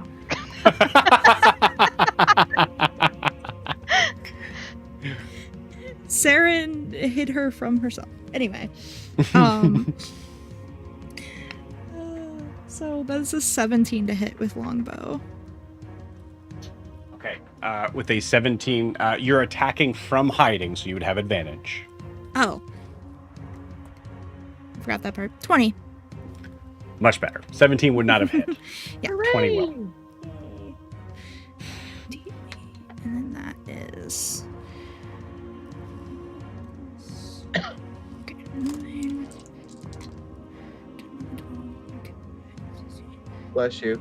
20, 26. Thank you. You're welcome. Ooh, we're doing really good this round. 31, 36. Jesus, 37. Yes. ma'am. Yeah, there's that sneak Let's attack damage. fucking Oh, yeah. go. Yes. Let's fucking go. Yes. 37 points of piercing damage to Lessa. Mm-hmm. As an arrow Ah. just comes out of the clouds and just right into the bark. And I think from this moment, like Wilbur, based on your attack that you did, you see like Halessa just my turn, and starts to move forward, and then just sailing out is just a third arrow that you just weren't aware that you fired, and it just and hits her right in the head. You see her sort of stagger backwards. That.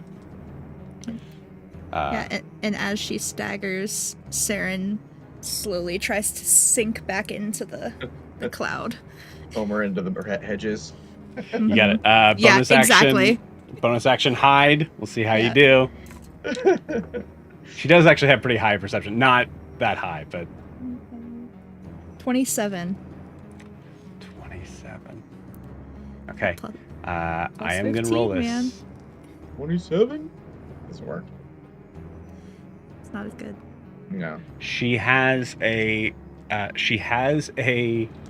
+7 to perception. So she needs to roll a nat 20 here.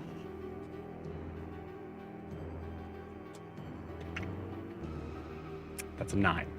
Woo! As she looks around wildly into the clouds, as there is no figure to be seen there. Very nice.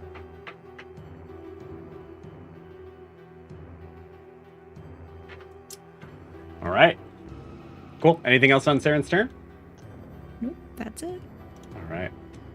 It is now Noros' turn. I need a death saving throw from Noros. You can choose to message it to me or say it out loud. That's a fail. Okay.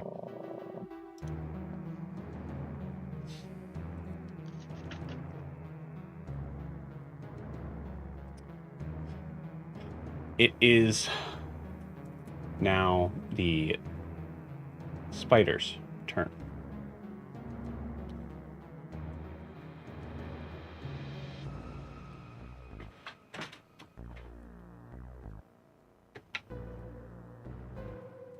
As one of them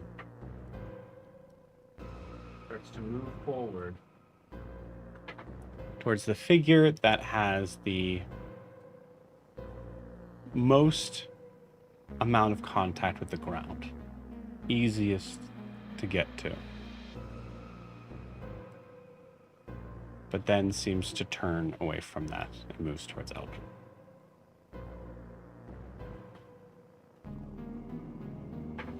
The other one does the same, closing in. They're beasts, so they don't know to flank. I see.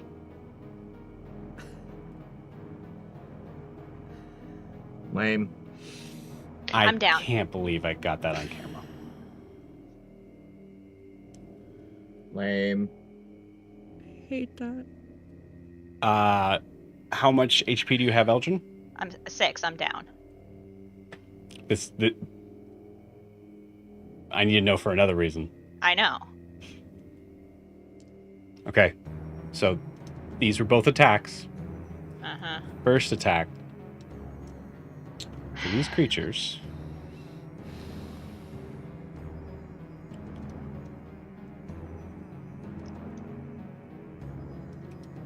I will roll it. These creatures do not have an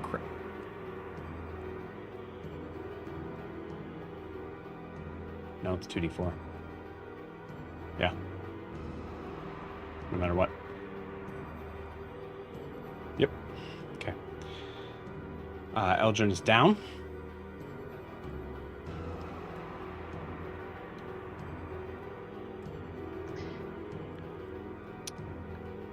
And then the other spider bites into Elgin's neck, 2 death saves, right?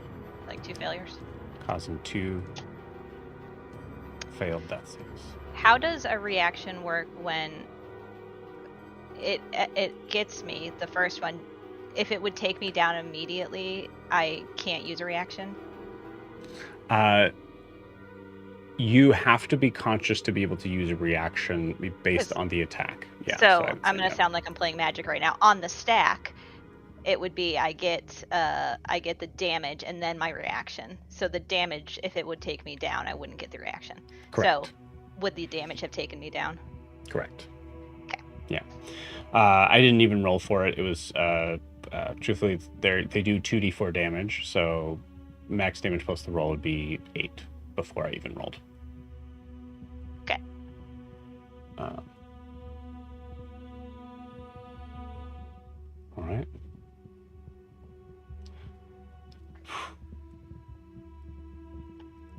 It is now Halesa's turn.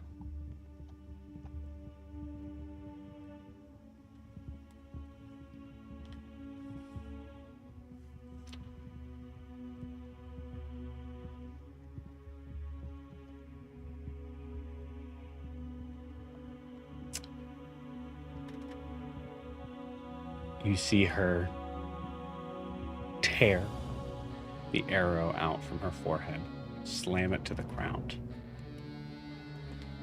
look wildly around, start to move towards Wilbur and stop. Glance over and smile. Real good at this. I can't hear you, hon. Guess I'm getting real good at this. As you say that, you see a smile curl from her lips, bigger than it ever has been. Looks like you're not paying attention. Any final words for your blue friends? And points. Wilbur, do you look? No. Wilbur, are you sure?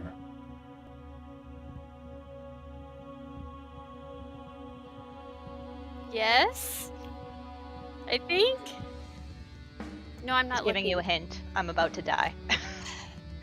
I can't do anything. I'm too far away. Would Wilbur look or not? Choose just to trust that Halesa is not telling the truth. It's a character moment. You don't need to be looking at your sheet. No, Tell me what Wilbur would do. I'm not looking at my sheet. I genuinely think that Wilbur in this moment is like, she's either fucking with me or she's telling the truth. Either way, me looking and taking my attention away from her isn't going to change whatever's happening. So I'm not gonna look.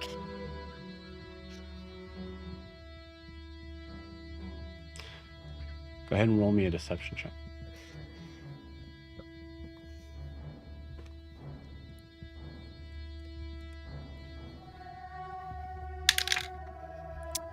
That is the 18. 19 on the die.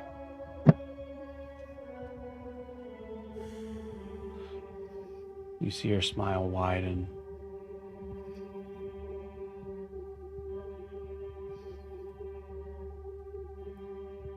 It's not that you don't trust me. It's that you're afraid that I'm right.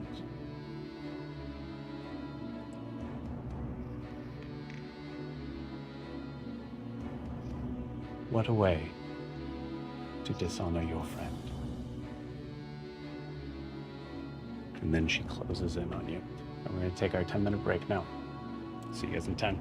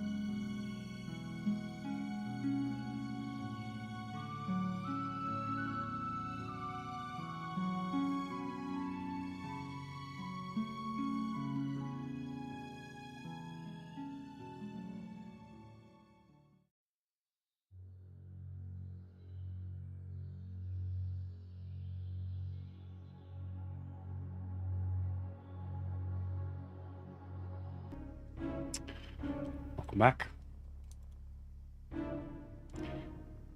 So, on Alessa's turn, she took that massive hit. She's going to close in on you, Wilbur. Extend her hand out, and before you're able to move it away. Actually, no, sorry, she's going to extend a hand out. And you're going to notice that your feet are they're the roots of these black briar, sort of like tendril-like, are going to reach up from the ground to try to grab you, to hold you for this. Go ahead and give me a dexterity saving throw.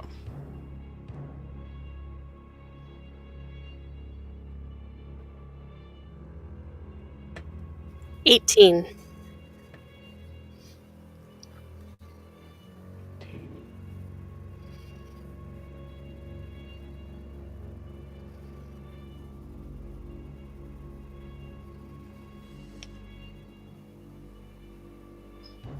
Wilbur, in this moment, as Alessa is about to cast one of her most punishing spells. Tell me how you break free from taking the brunt of it. Assuming that the punishment's coming from those viney things? It's actually coming from her. From her, okay. Bitch. I think just because Wilbur's so quick and has been staying kind of hyper-focused on her, I think that he would just start kind of moving around really quick to just dodge whatever would be coming his way. Okay, you got it. As you are able to take this moment, that slowed down sort of bullet time, as she's reaching out to touch your forehead, there is a moment where this dark sort of kind of black lightning sort of thing starts to kind of shoot out from her hand as she reaches out, and your head is just able to move out of the way. You still get touched by it, but not nearly as much as you could have. And more importantly, it is not a lasting effect. You take 8 points of necrotic damage. Oh no, 8 points. Don't taunt him. Yeah, taunt Alessa.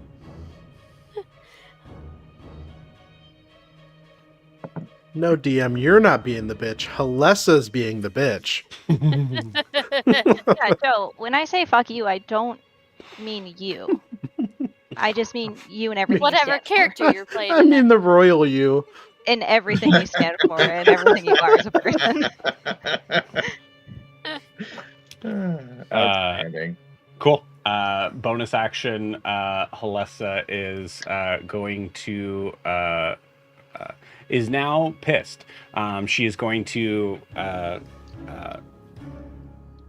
look down at your feet. I said, stay. I need you to give me a wisdom saving throw.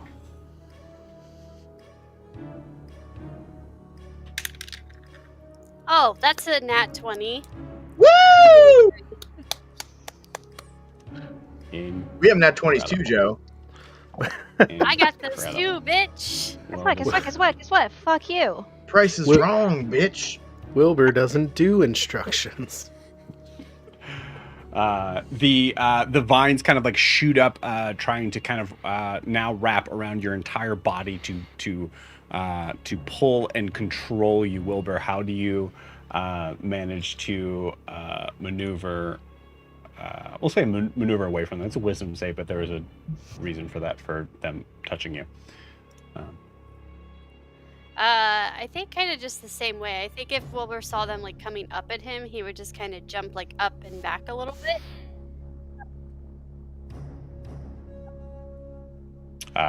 You're gone. just gone. Try again. What? Last thing We we heard lost was jump back a little bit. Oh no! Can you hear me now? Yep. Yeah. Okay. So if they were like coming up at him, he would just jump up and back a little bit, or if they were coming at his head, he would like duck. So he's just physically dodge and use vines. Okay. You got it. Cool. She is not smiling anymore. She is Attaboy. very annoyed with this small, tiny creature that once again is getting in the way. Small creature with buns of steel. Um, Put some respect on his name. that will end Halesa's turn. I have a question. Since I took a little bit of that like half damage, do I get an opportunity attack or no? Never mind. That was a dumb question. Please wasn't. ignore me. You meant Please ignore reaction. me. Do you mean reaction? Yes. You get a reaction, right? Depends. Yeah, it depends on what it is. It's just an opportunity attack. No, But that's if they that's if a move creature away. moves, and then yeah. Okay, perfect. Well, fuck. No, I get it. You're excited. I answered my own question. You want to fuck this bitch up. I get it. Okay. It's now Eldrin's turn. No, it's not. Eldrin, without telling me what you rolled, or before you roll, whatever.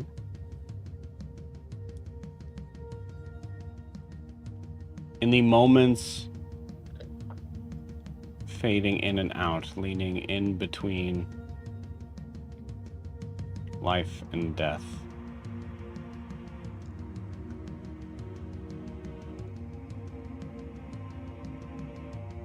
what is Eldrin focusing on? Eldrin thinks about what her mother said when they had the conversation after she got back from Erisgar, and her mother told her that she can't promise. If she can't promise that she'll come back alive, then she can't go. Then she has to stay. And then Eldrin convincing her that she had to do this.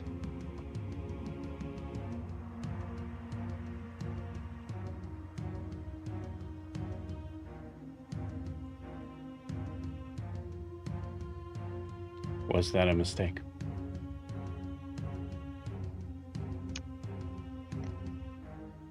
If it was just her, she would probably say no. But because of Noros, yes.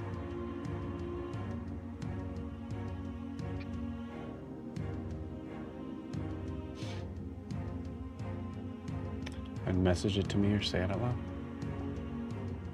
I got a nat 20.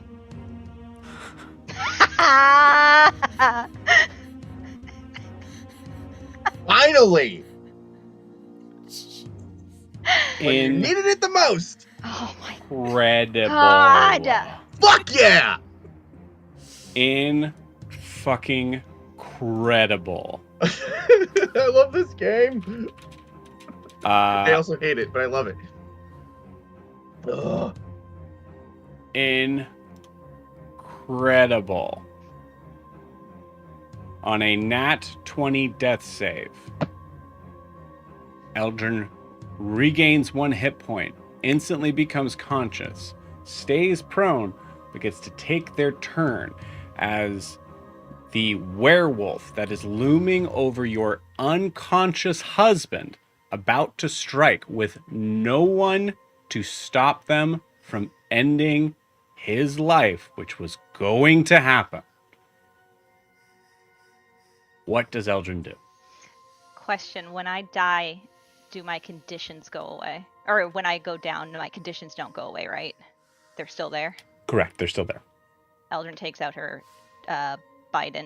trident, and she slams it onto the ground weakly and cleanses the area within 30 feet of her, giving herself, Veldani, and Nora's 14 hit points, and cleansing them of all conditions that were hurting them, and I believe it also does so with exhaustion because it says any negative effects. Fucking Yeah, I like clerics, that. baby. I like And that a lot. That also was like poetry. Also, not just us, it cleanses every curse in 30 feet of me.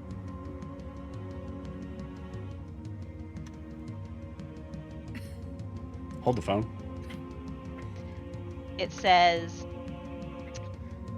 this creates a shivering wave of energy that removes any ongoing negative effects afflicting creatures in that area and grants temporary hit points equal to your cleric level to all friendly creatures affected.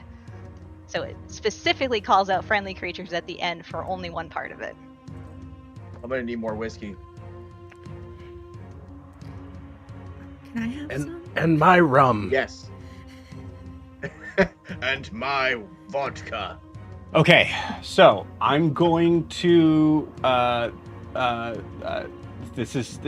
We want to make sure that we're just kind of. Yeah, by the book. The book is gone. Yeah, because if it was by the book, I would have healed Milo of his curse before with it. Yeah, so I think in this happenstance, the werewolf that is looming over Noros, about to strike, we're going to have this be a contested roll. Okay. Removing a curse of lycanthropy that is buried this deep into a creature, I'm going to rule is impossible. What could happen is for a creature that is under the effects of lycanthropy to question itself enough to be lost in the moment, therefore be stunned. I'm going to need you to roll me a... we're going to have this be fair. This is a spellcasting roll for this. So I'm going to say, go ahead and add your spellcasting modifier. The DC to beat is going to be based on the wisdom of this creature plus the roll that I'm going to be making, which is a... something. There you are. Oh no. Which is a +0. Okay. That's a 9. That's a 9 plus 4 is 13. Fuck yeah! The tide has fucking turned! Incredible. Now he's just Kyle. No, he's still a werewolf, but he is stunned. Okay, he's werewolf. He's a Kyle's wombat. He's No. a bear. This is the werewolf, not the wombat. Oh, Oh, wait. What's the range? 30 fine. feet. 30 feet. Okay. All right. Okay. Yeah. There's no way with my movement I could have gotten there. Yeah. Come on, Eldrin. Richard on. the rat. Oh, all I heard was just dick rat right there. Um, Might as well be Dick Rat. Yeah. Now the creature is a puppy. Yeah. No, I think you see like this moment as it kind of like moves back, its hair kind of just moving like on end from its neck as it starts to kind of stare at its claws and whimper, as it is trying to understand how it got to this position. and I have 2 spiders on me. Well, how did You I do have get 2 spiders here? on you. Incredible. And I gotta stand up too. Are you standing up? Yep. Okay. And okay. I will stand up, and that was half my movement, so I only have like 1 block I can go. So that's not really gonna get me away from them. So I will... Do I want to do that as a bonus action? Yeah, I'm gonna bonus action healing word myself. Because you're using an effect from your weapon, not an actual spell. Yeah, cool. That works. Good. Okay, where's healing word? And then I can now hear.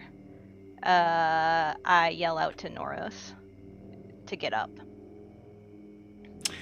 As you yell out to Noros to get up, you see the face that was turned away from you down on the ground, not reacting at all, but then you see a hand just reach up and slam down on the ground to start to lift himself up. Unbelievable. Yeah. Next is the werewolf's turn. Bitch. For this werewolf, He has an it is existential questioning its crisis. own existence. Yeah. On its next turn, it'll lose that. However, for now, it is stunned. We'll say until the beginning of their next turn. Did you give Baldani her 14 HP and take her exhaustion and her curse away? No, I did take her curse away, but I did forget the 14. Incredible. Amazing. It's okay, werewolf. Sometimes I question my existence too. Yeah. Okay. Before we get to that werewolf's turn, we see Halessa staring at Wilbur in a rage, and then looking past Wilbur. No.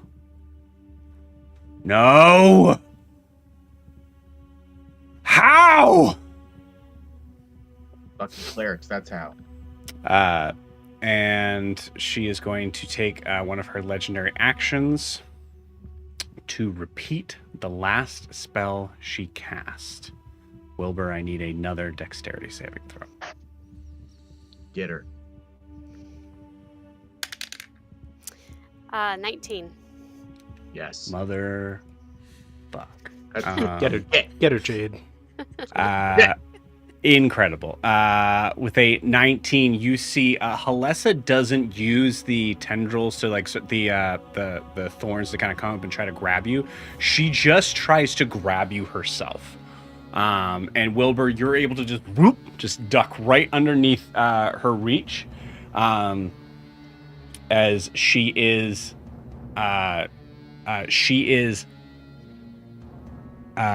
this point, as she is holding on to nothing but herself, you see her fingers tear into her bark flesh as she pulls away in anger. It's unnecessary. Gross. As she does that, Milo, I need a perception check.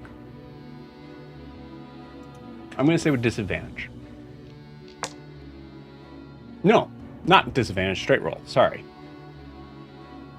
I think we made her mad, you guys. Good. Finally. She made me mad. Perception? Yep. Is a 26. With a 26, Milo, go ahead and mark 33 hit points off, which was the hit points that you took. Damn. But you are now aware as the entire sort of thorny staircase around you starts to shake. And you hear that crying sound transfer into a whimper of a werewolf that is trying to figure out why it is trapped in whatever it is dealing with. As it is also caught in the briars. That is also, so the 33 hit points, obviously a ton, but you are now aware of your position in this case. Yeah. So you may be able to avoid this in some way. Wow. Crazy. That is it for the werewolf's turn. I had already rolled for the check for the werewolf that had failed. That's why it is lost in its own sort of dreamscape of what, or nightmarescape of what's happening. It is now the werewombat's turn. It is staring at Guar in seething bestial anger. I'm screaming at it. It is going to come at you with everything it has. Fucking bring it, you bitch. Let's. It regained hit points 22, I think. vis-a-vis Halessa. Mhm. However, yes. However, it is wait, math. Hold on. Let me do math. Okay, no. It is no longer bloodied, which is good for you, Gore. Because it gets something when it's bloodied. I have a question. Yeah, I go went for it. down, so Call Lightning is gone, right? Yes, 100%. So that means Saren's not hidden in the clouds anymore. I would say like, Saren, you can't use this as a hiding place from now on. Halessa is not aware of where you are, so technically you are still hidden. Yeah. It was foggy out. There was one, because that's how I got the extra. So there's Mhm. something. Yeah, There's something in yeah. there. So she technically Saren can hide in like light, like mist and stuff. So. I will put it this way: Saren's Yeah. gonna have to find another way or go all the way up. Yeah. You know what? So. Saren needs to carry around like a little mister bottle. Just, You A can't see vaporizer? me. a little vaporizer. Like, yeah. Actually, just smoke a Fog. cigarette. Just a portable fog machine. Okay, Guar. All right, you asked for it. Here it I comes. sure did. Bring it. Do you know what you're asking for? Bring it, Nope, little I don't. bitch. Sorry, I'm really angry. I just know that I'm next, so I'm trying to. I just need 1 hit point. That's all I need. Well, that's funny. That's funny.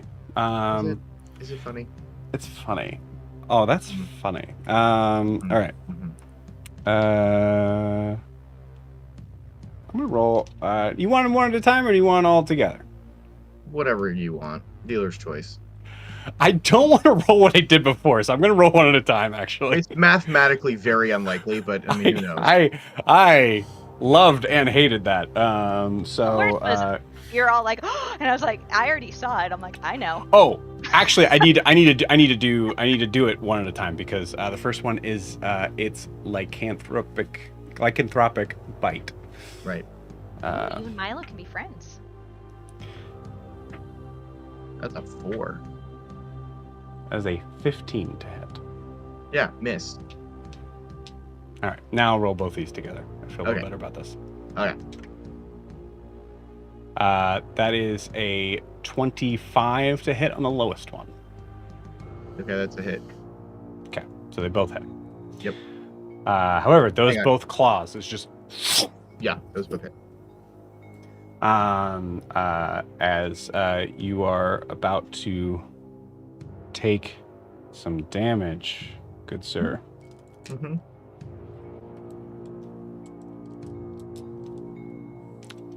I'm still reeling, gang.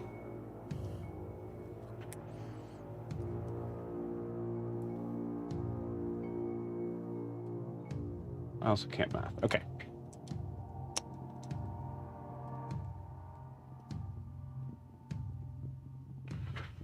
First attack is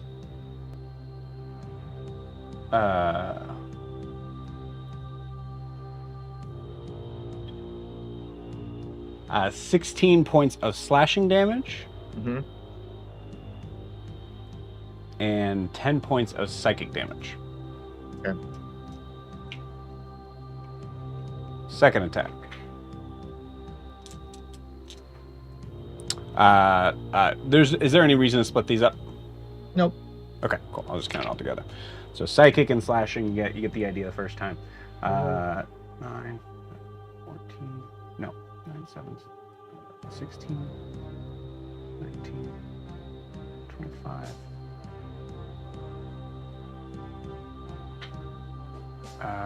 33. It's 33 points of damage. I am down. Okay. That was not supposed to happen, Mike. It wasn't supposed to happen. I figured he would wait, miss at how least far- one more. How far away is he from me?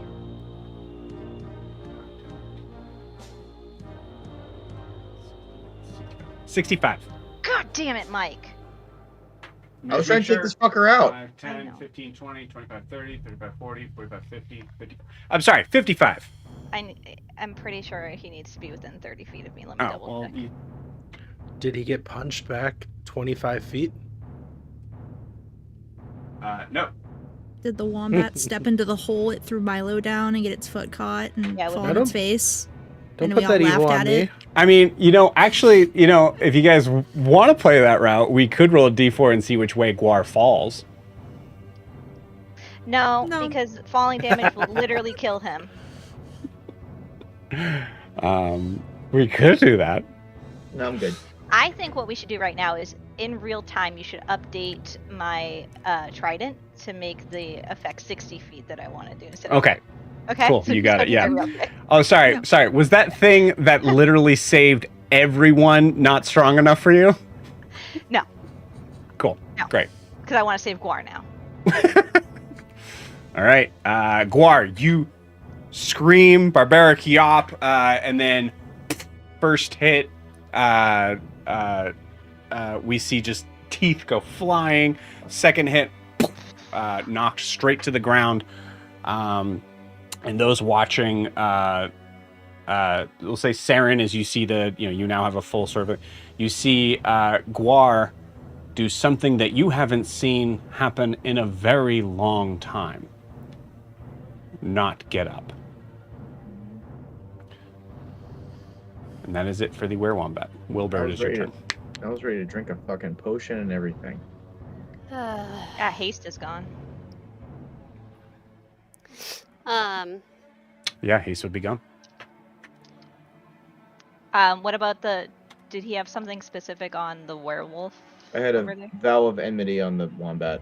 Okay. I wasn't sure if one of those statuses on the werewolf was him. that's not Would have lost concentration. Okay. Hex, right? Yeah. Because Yep. Hex is concentration too, so I'll take that off while we're dealing with it. But Wilbur, it is your turn. Clarifying question. It's been less than a minute, right? Right? Okay, so I still have my my hail of thorns, so that's cool. No, you lose it after you make the attack. Ah, fuck, that's right. Okay. Okay, well, I'm going to cast it at 3rd level then. Again. Which is fine. And I'm going to, once again, shoot an arrow at Halessa. And that is a 22 to hit. I'm just gonna let you know because Halessa did. I know I didn't move the mini, but Halessa did move within melee range of you to literally try to grab you. So you would have disadvantage on this unless you Gotcha. try Okay, to sorry. split away. Yeah, so...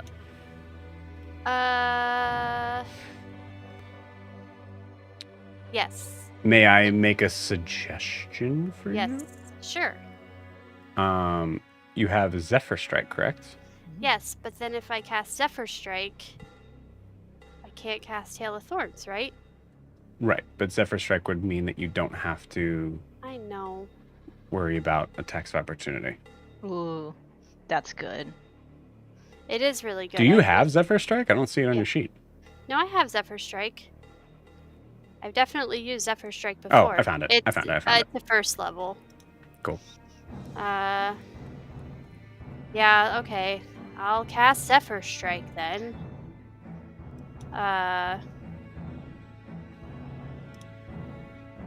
Attack deals an extra. Give yourself advantage on one weapon attack. Roll on your turn.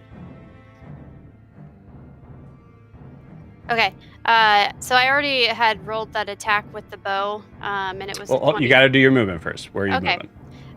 Just get me. I don't want to go too terribly far for her. Just get me like 15 feet away, if that's okay. Yeah, you can. I'll keep you there, but we'll say that you're 15 feet. Okay, cool. So now I'm going to fire an arrow at her, and I had already rolled it, and it was 22 to hit. That will hit. Okay.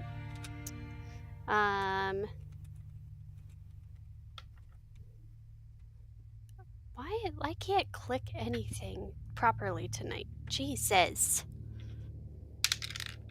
That is with. Hold on.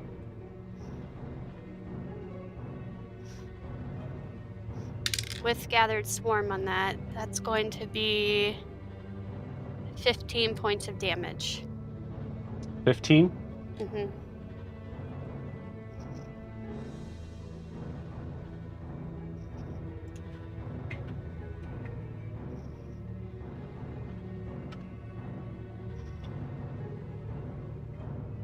Okay.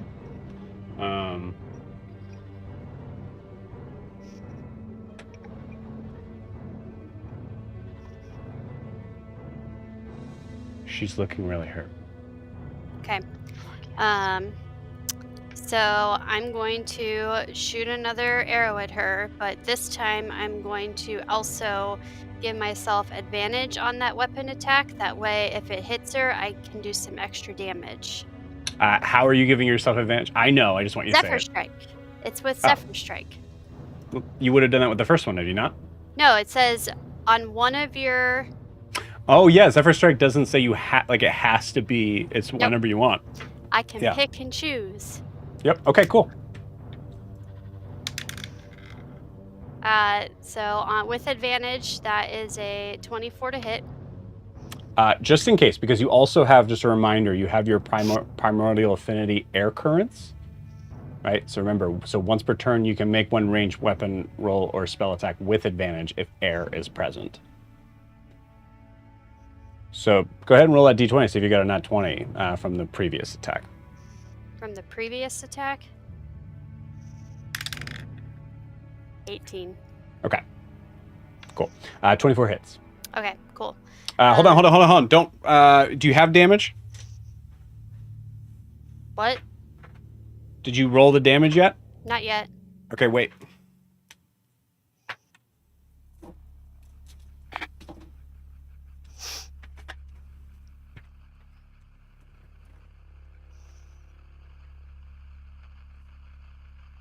Let me just make absolutely sure so that I don't screw this up, because that would really suck for the stream.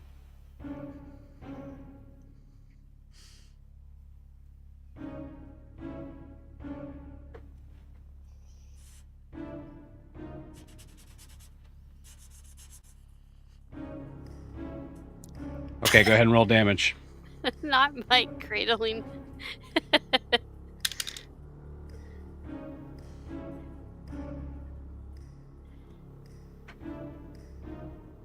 Okay, so that's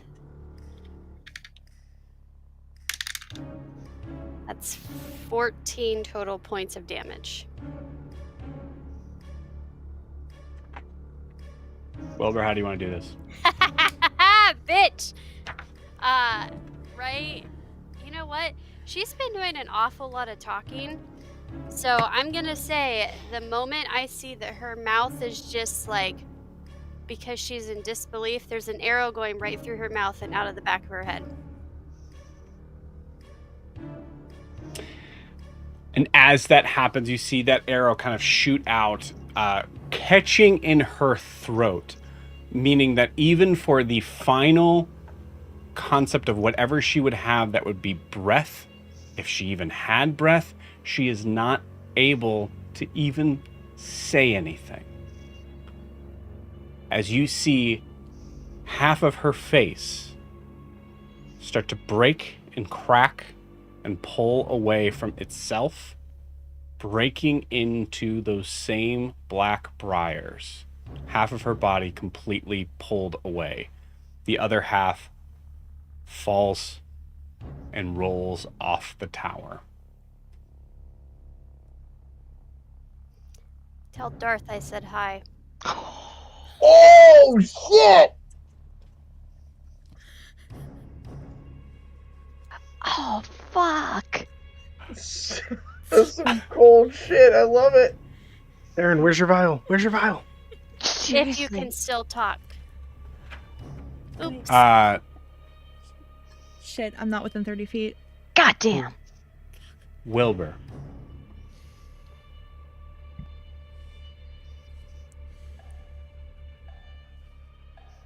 Feeling secure in the idea of whatever this creature is no longer able to have a hold on this place.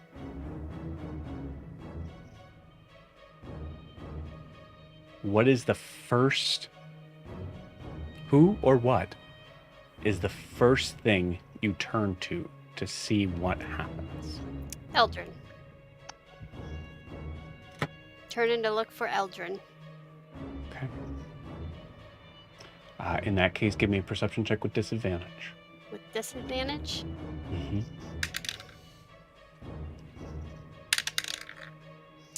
That is 9.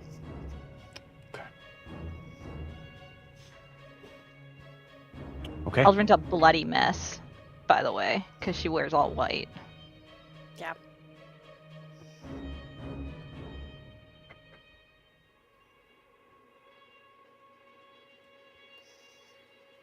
We are not out of the woods yet.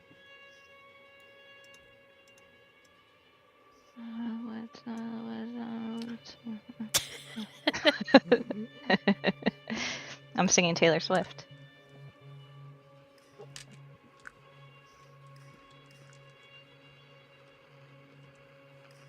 It is now the dire bat's turn. Ugh. Gag me with a spoon.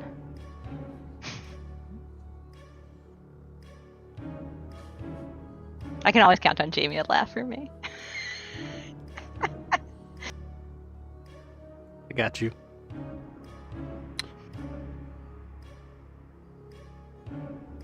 I'm going to bring something up here that is kind of a wild gamble,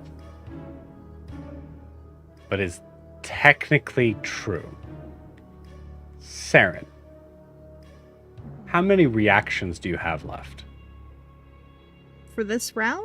2, I Mhm. believe. Okay. You see Eldrin, a bloody mess. Pretty much all the figures down there are a bloody mess. Mm-hmm. You saw Guar go down. I'm presenting this to you as a choice of what Saren would do in the situation, as you are no longer hiding.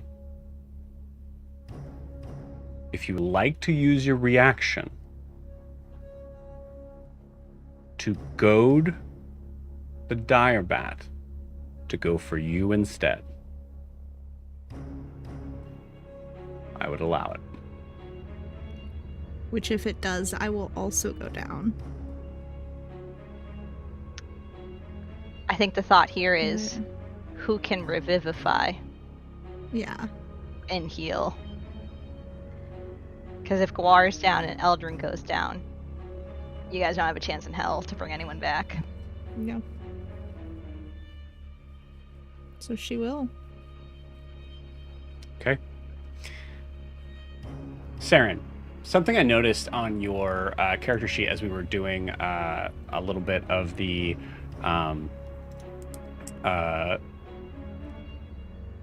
it's not reflected in your, I think maybe it gave you proficiency. I'll have to find on it. Anyways, there was something that I looked at about your character sheet that I was like, oh yeah, I kind of forgot that I gave that. That's kind of funny. I guess I get it because of probably some situation that happened with Gerard. your animal handling. Is that correct on the sheet? Like the +7? Or Yeah, it might have been just proficiency that I read, but I thought it might have been something else.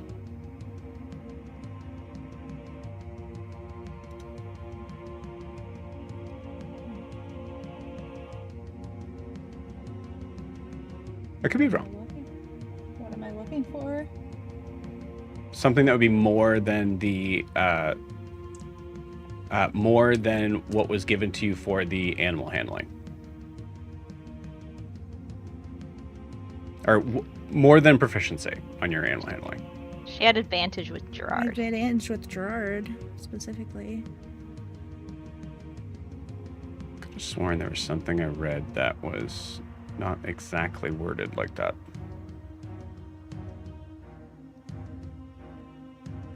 I have no idea.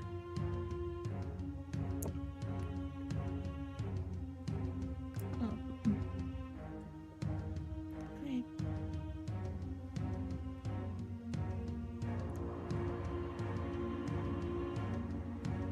I don't know what I'm looking for. There it is. I found it.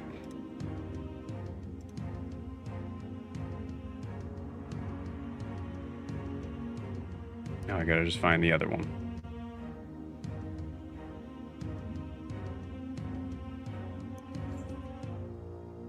And hope that I'm not just wasting time.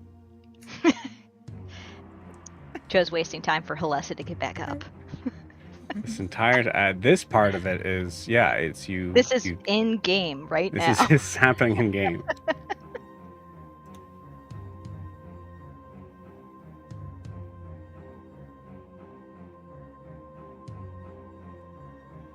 Wait. Proficiency.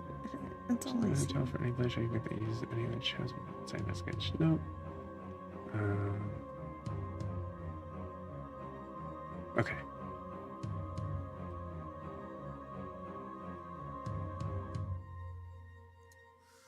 Yeah, your expertise. Wait, let me mention it. Let's see. There it is. I found it. Reliable talent. Whenever you make an ability check that lets you add your proficiency bonus, you can treat a d20 roll of 9 or lower as a 10. Mm-hmm. On top of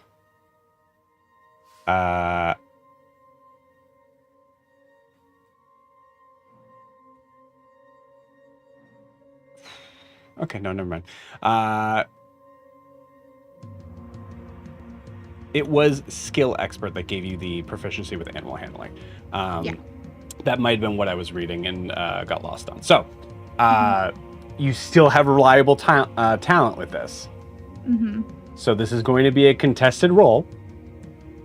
You need to convince the creature that you are the better target. How is Seren doing that?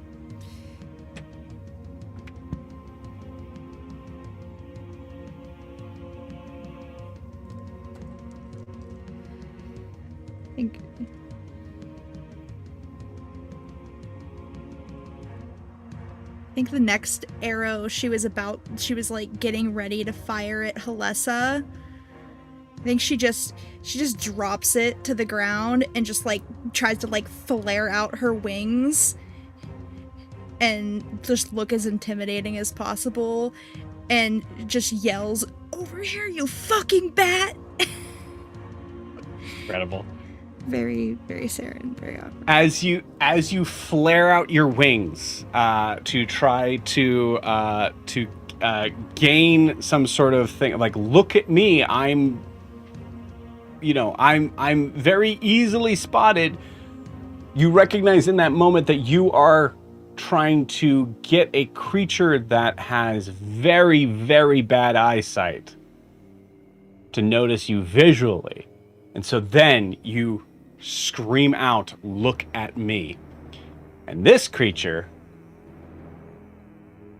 has advantage on perception checks involving hearing. So what I'm going to say is that, Saren, I'm going to roll a number.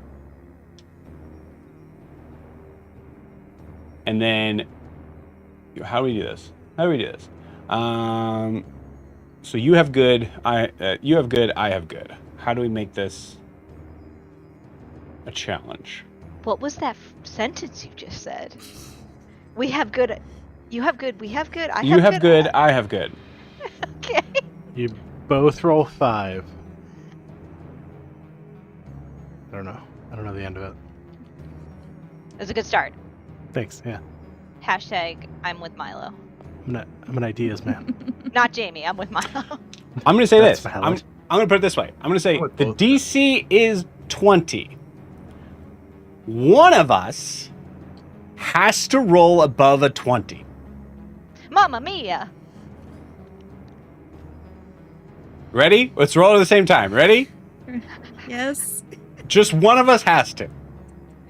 And she has You have animal handling. and reliable talent.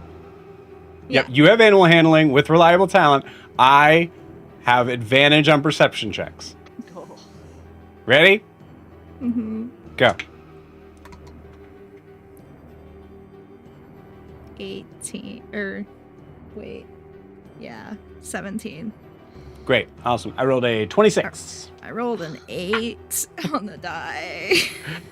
So, thank goodness for bats and their hearing. Hey, have you thought about bats this week? You should. No, They're really they cool. Terrify me. They're so cute, fucking though. awesome. No, I know they're cute. They terrify me. We'll talk about it later.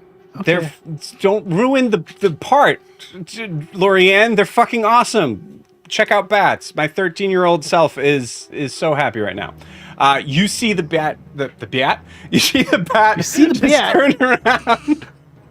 You see the bat turn around. See this flying prey open, spreading out its gossamer dragonfly bug wings, making it look like the juiciest bug.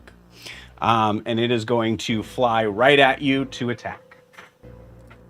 Thank you, gonna Saren. miss. We also I thank hated you, that Saren. that description. Juiciest. Ugh. Thank you, No. Saren. No. Juiciest. So much juice. Sounds vaguely racist, but okay. How? I don't know. 'Cause you said juiciest. Wait, Gee, isn't what that- the fuck? How would His that na- be racist? His name's That- Reginald, Ah! Perfect. and he's perfect. Okay. There's my guy. There's my guy. So coming to save the day. Okay, cool. All right, great. Now I gotta kill Saren. Mine's cuter. Look at him.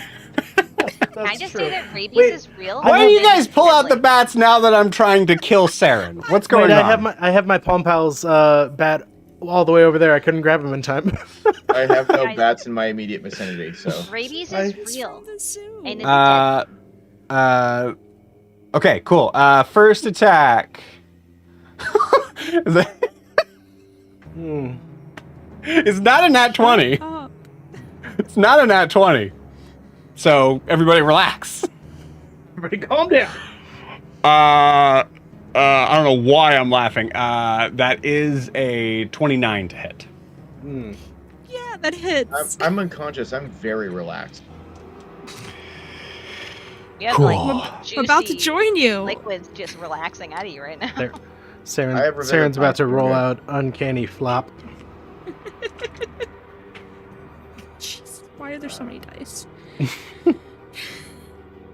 Just remember, if it had been Eldrin, we'd all be fucked. Eldrin and Norris just bamfed. Mm-hmm.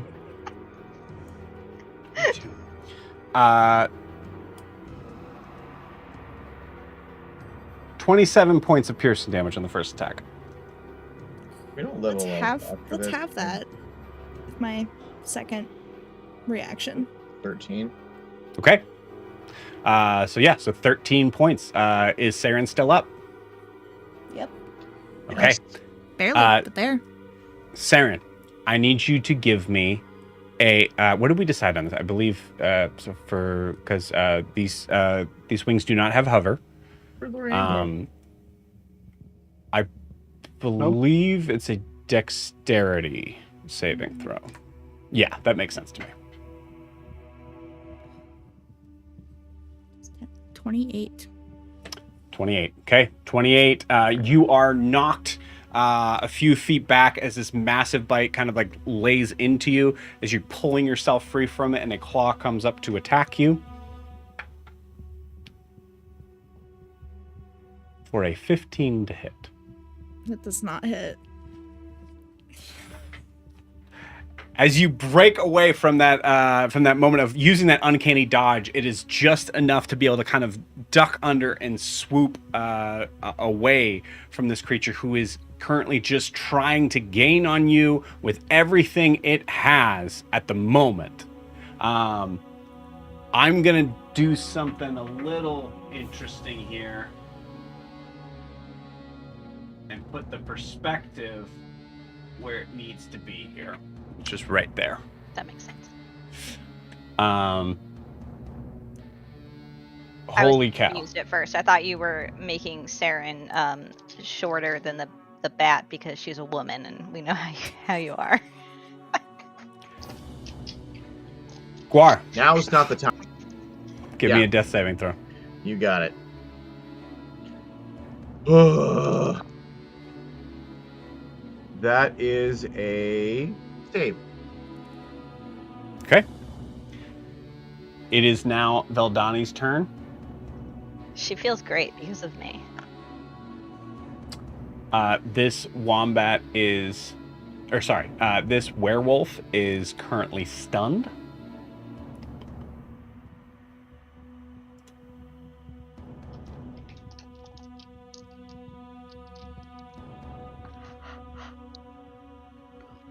And has been damaged. I don't want to roll this. So, Kayla, if you want to do the honors, roll me 2 d20s.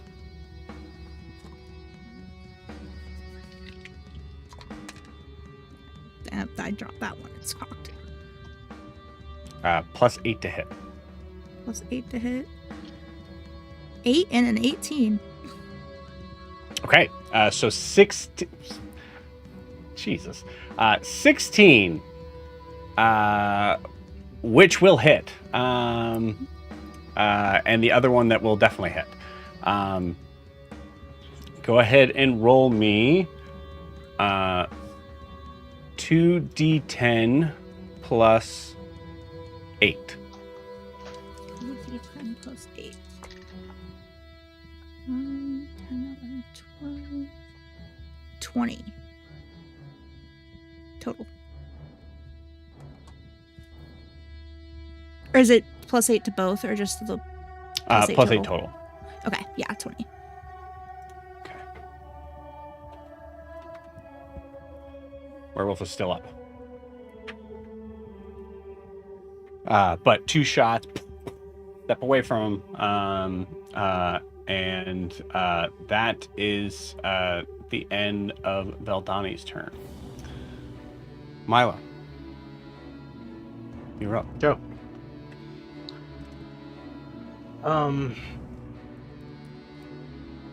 Yeah, Milo, realizing he's been duped like a classic fool.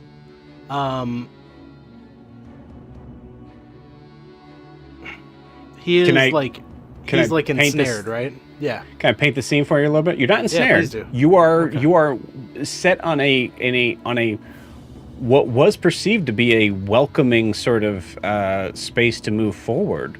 You haven't been feeling like you were taking any damage until this exact moment. You are not ensnared at the moment. You are realizing the amount of pain. But you have 2 choices.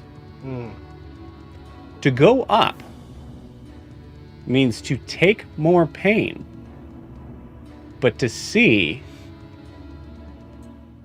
what this entity really wanted you to see. Or to go down, take damage, but possibly escape.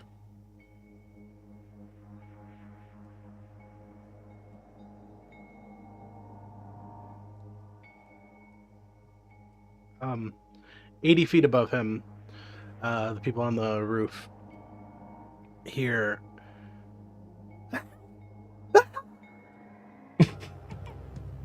as he realizes his feet are just hamburger.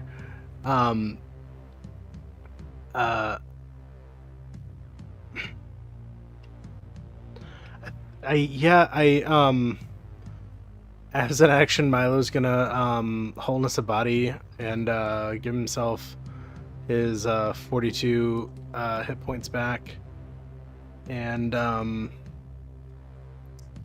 carry on. He's gonna try and figure out what this mansion wants to tell him. Okay.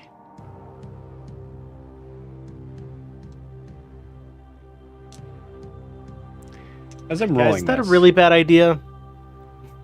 No. You're killing me. I'm No, just I'm about not. to make the scene. I'm What do you not want to do? I'm not changing the decision. Okay, No. I'm it makes just all sense. right. I'm just taking Cool. post feedback. Here's what I want. No, I don't want. No one give him feedback. He's doing his character. Everybody, I already shut up. did. Milo, Joe. stop doing that. I'm not here.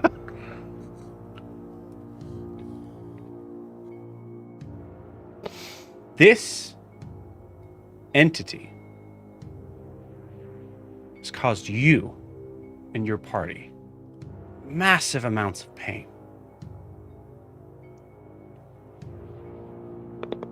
It has been in your way every step since you've landed on the deck.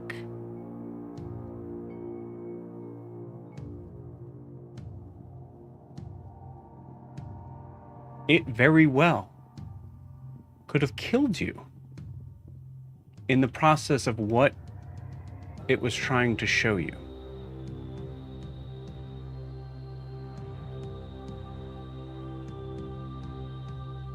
Why go forward?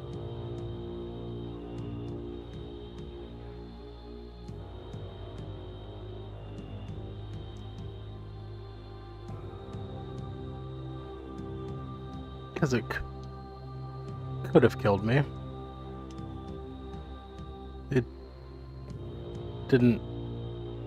Yeah, it didn't need to create a mirage. It didn't need to create a reason for me to trust it. It could have just closed in around me and taken my life faster than I could have reacted. But it wanted me to trust it.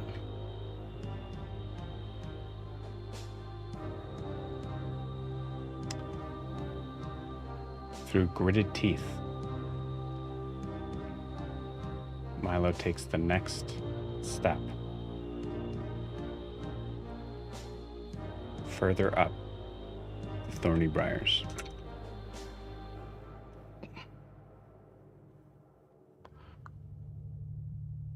His feet aren't even that big. Why? How are they doing that much damage to his feet?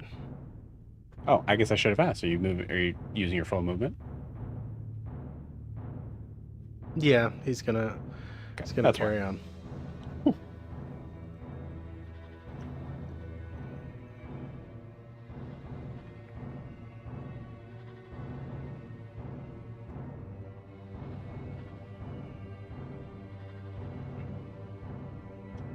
23.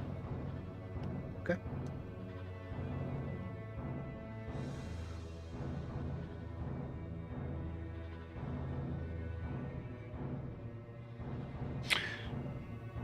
Give me a survival or medicine check.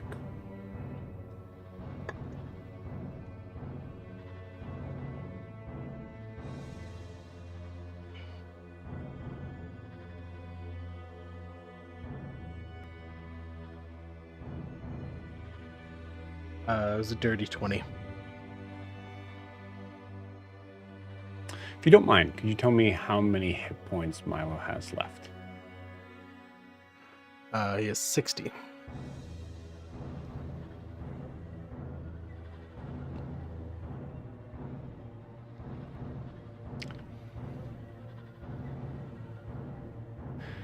With a dirty 20,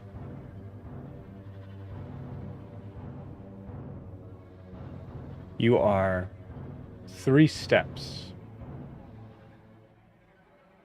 above what looks to be a flattening area of the threshold.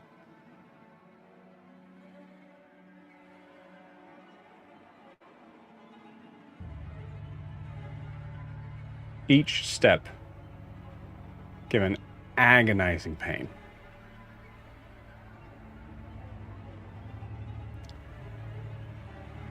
We're going to break immersion here a little bit for a minute. Mm-hmm. I've been rolling 5d10. Yep. On average, 25 hit points. Mm-hmm. It is possible, even probable, that Milo, if you were to turn around now,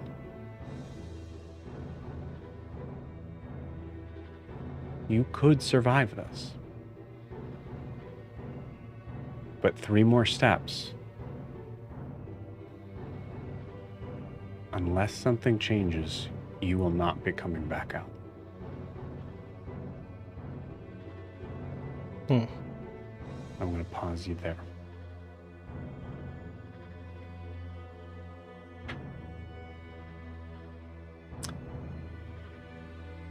Saren, you have a giant bat on you.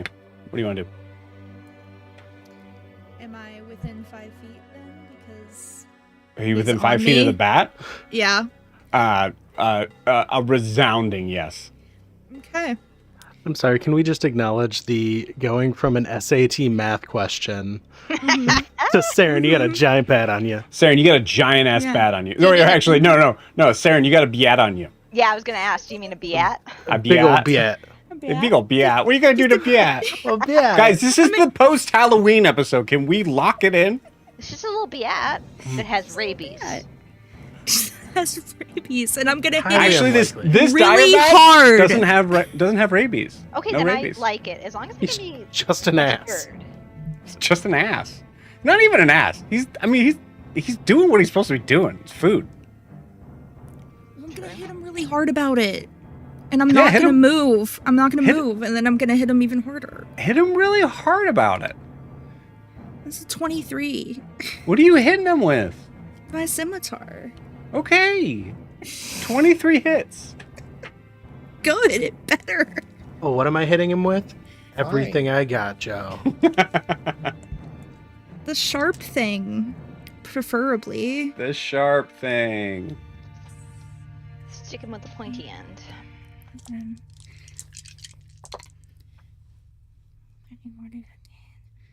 20, 25, 31, 32,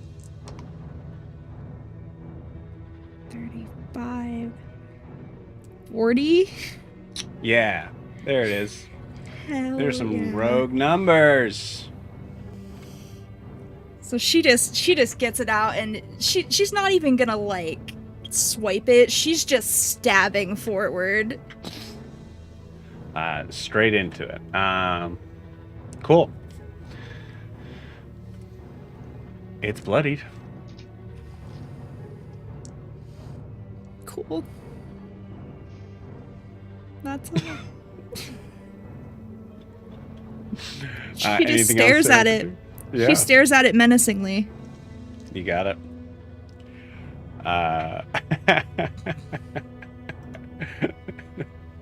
Yeah. Yeah. Hold on to this. Holy shit. Okay, cool. All right. That ends Saren's turn. It is now Noros' turn. He gets up, Gets up. surveys the situation, sees a paralyzed, basically, werewolf in front of him, Mhm. and 2 spiders on Eldrin. So the first thing he'll do is he will throw his bident at one of the spiders. Okay. Let's see how this goes. Does a 20 hit? Yes. Okay. 8 damage. To the one like right in front of him. Okay. You got it. Surprisingly still up. Yeah. He calls the trident back, and then he will stab at the werewolf in front of him. You got it. Ooh, he got a 19, which is a critical hit for him. So You I can wish roll. he'd done- Yeah. You can roll damage if you want. I'm gonna. I wish he'd gotten Yeah. it on the spider, but 10. You wish you got it on the spider.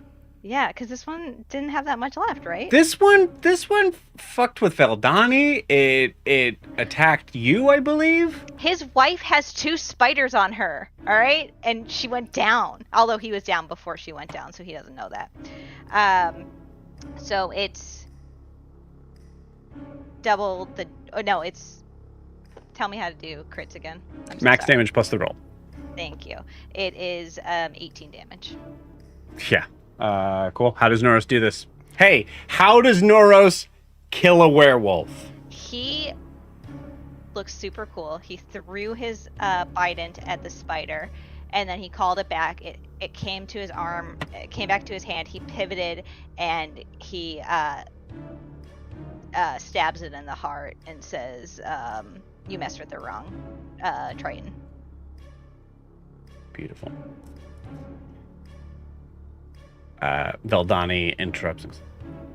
Wait, what are you saying? That he should have messed with Eldrin? Sorry, no. Go, continue. Anything I think else on Nora this says turn? something like, "I can only deal with one of you." Is that in Noros' turn? He's got. So I did the bonus action. Yes.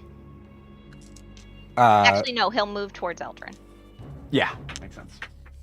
No second wind or No, I already used his action second one. surge? Okay. And he Actually, doesn't have an action surge yet. he What? can flank with Eldrin, so. He's not as good as us because Joe hates us. Oh shit. Don't do that right now. Clearly. I'm unconscious, not right now. Hashtag I'm not with Eldrin. I'm not with Eldrin. But you're with Larianne. Fuck me right now. Hashtag disagree. Just kidding. He doesn't hate us. On You the know line. what? You know what, Eldrin? Watch this. No. Spider attack. Oh, that is a 19 on that die again. Not a 20, but it's a 19. And you were like, they have improved critical. Yeah. Yeah, that hits.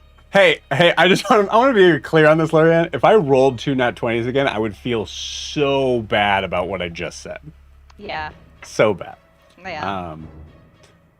Cool. All right. So, actually, 17 for the other one. Does that hit? Eldrin. Yeah, for Eldrin. Yeah, it hits. Okay.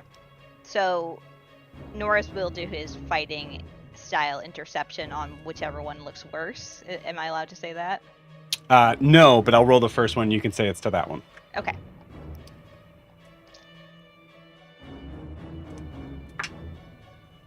It's 5 points of piercing damage and 2 points of poison damage. So 7. Okay. Also con save. Okay. I'll do my con save first. It was not good. I am poisoned because it was a 7. Okay. Once again, another spider bite on your leg. God damn it, I hate spiders. As Noros is trying to pull it off. I was so close. Yeah. So Norris will do his interception on that. 5, 10. So she takes no damage. Takes it down, just gets poisoned. Yeah, just gets poisoned. No, actually, I guess so. Probably from his perspective, he did save you. Yeah, he did. And then other one is Some of its venom went into an open wound. yeah, just spilled in. That is 5 points of piercing damage and 1 point of poison damage. And I'm already poisoned, so. Well, you still take poison damage. Yeah, I know. Yeah. I just can't. I'm not getting double. Oh, yeah, you're right. Roll for double poison. Oh, okay. God damn it. If you get double poison, do you turn into a poisonous spider? You turn into just Ooh. poison. You just Can I become just puddle. poison? Oh, I was Just a gonna say, puddle can I of be It's Peter like, it's Parker? like gaseous form, but instead it's poison form. It's just poison. I wanted to be Peter Parker. You definitely don't become Peter Parker. Damn. What about Peter Porker? Ooh. Heyo. Even worse. Agree, Okay. disagree. All right. That is it for the spiders. It is now Halesa's turn. Oh wait, she's dead. Eldrin, is your turn. Okay. Help. I know. I am going to. What's the rule with if I want to do a healing word bonus action? I can't do a spell to. You could do a leveled spell. Okay. All right. Then I will do something else. Wait, how close do I need to be for that healing word? I believe 60 feet for healing word, right? I'm gonna double check. 60 feet, yeah, and I'm within 60 feet. So, okay, Eldrin will attack the spider that, well, they both poisoned her. She'll toll the dead on the one that Noros attacked. Okay. So it needs to do a Wisdom 17 saving throw. Are you fucking kidding? Is that a nat 20? That's a nat 20. It doesn't take any damage. Oh, yeah. Because it's a cantrip. So Eldrin will be really annoyed by that, and then see that Gwar is down and do a healing word on him at 3rd level. So I'm putting it on the shelf just so everybody knows. yeah, whatever. Mm-hmm. All right, 1, 2. And where's my other D4? There we go. So Gwar gets back up with 8, 9, 10, 11, 12, 13 points. 13 points. Hell yeah. Thank you. So yeah, so Eldrin tries to toll the dead on a spider. It doesn't work, and then she sees Gwar down, and she throws her hand out and says, "Don't you dare!" And then he gets healed. Okay. You got it. All right.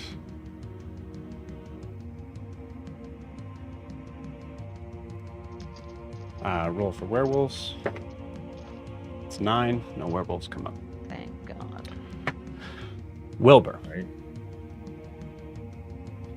Roll me another perception check. This would be straight. You're now kind of staring in Eldrin's direction. You see that Eldrin is alive. 19. 19.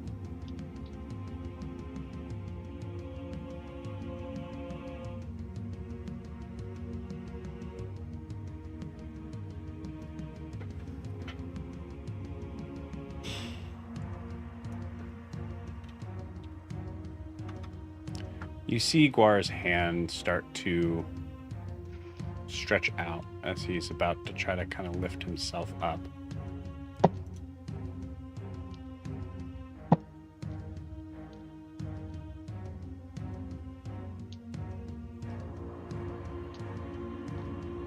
I'd like you to give me an animal handling check. Ooh.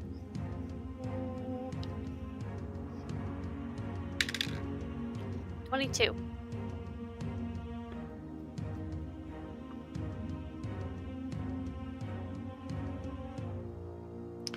the tether that Halessa had on this creature seemed to allow it to know when to strike and when not to. Somewhat. Otherwise, how could it have been waiting at the top of the tower and then just let you enter it?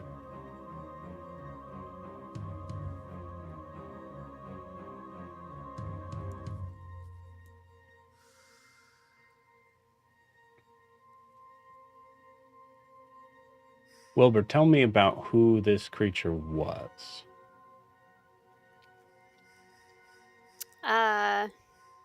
Well, I don't know specifically what wombat this may have been, but Wasn't it Waldo? Miranda, this is the world that you created. You know everything about this creature. I know everything about which specific wombat this was. Yeah, It was In a Waldo. werewolf- you named it a couple sessions ago. Oh, I did, didn't I? Oh my gosh. I did say Waldo, didn't I? Mhm. I'm Yes. so sorry, you Yeah. guys. Because he was where You- Waldo. Right. Where's You Waldo? Where also Waldo? you Waldo. work on like no sleep. It still so you hits, forget honestly. you. Yeah. Guys, we're trying to make an epic here, okay? We're trying to make the next Lord of the Rings. So Waldo Hmm. was sorry. That was the best thing to say after I said the next Lord of the Rings. So Waldo. Great. I'm sorry. Please continue. Okay. Serious face. anyways. So serious face. Who was Waldo before this creature? Waldo was a pesky little wombat who, while your typical little like worker wombat who was just supposed to be, helping with the community garden and, watering the garden, fetching pails of water for it and everything, would oftentimes just kind of wander out into the woods and just kind of hang out there for a little bit just to give himself these little breaks that, he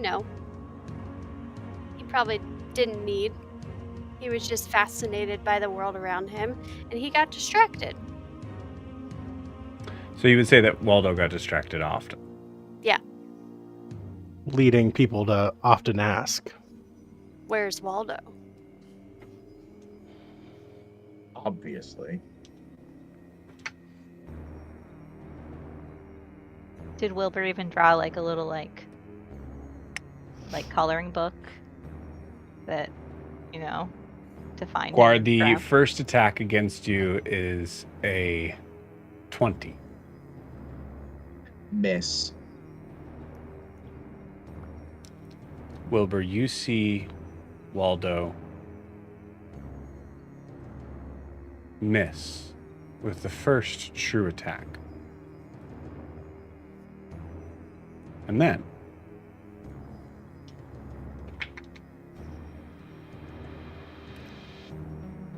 Guard does a 16 hit. It does not. As you see Waldo start to look around at everyone, consistently swiping at Guar's body.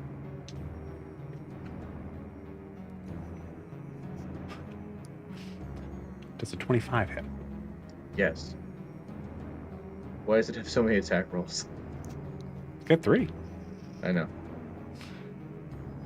Hey, 1 out of 3 ain't bad. As you see Waldo start to look around, lost, putting its giant claw down, not really looking, as the claws pierce into Guar's body.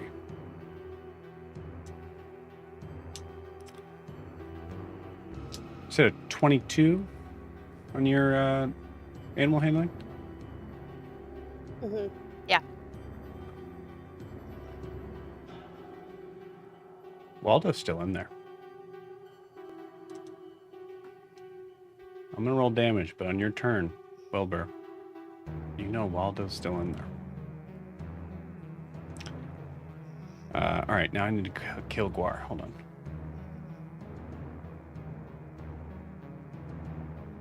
Guar, how much HP do you have? 13. Oh, okay. I think it's possible, but...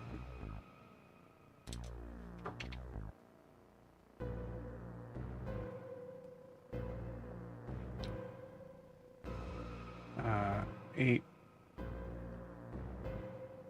plus... Oh, come on, Joe. Yeah, 13 exactly before I even rolled the psychic damage. Guar, you're down again. Yep.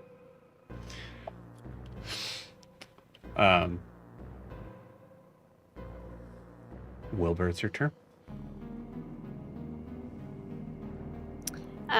So I'm still over on the tower, right? Yes. Mm-hmm. Yep. So I need to get off of that tower.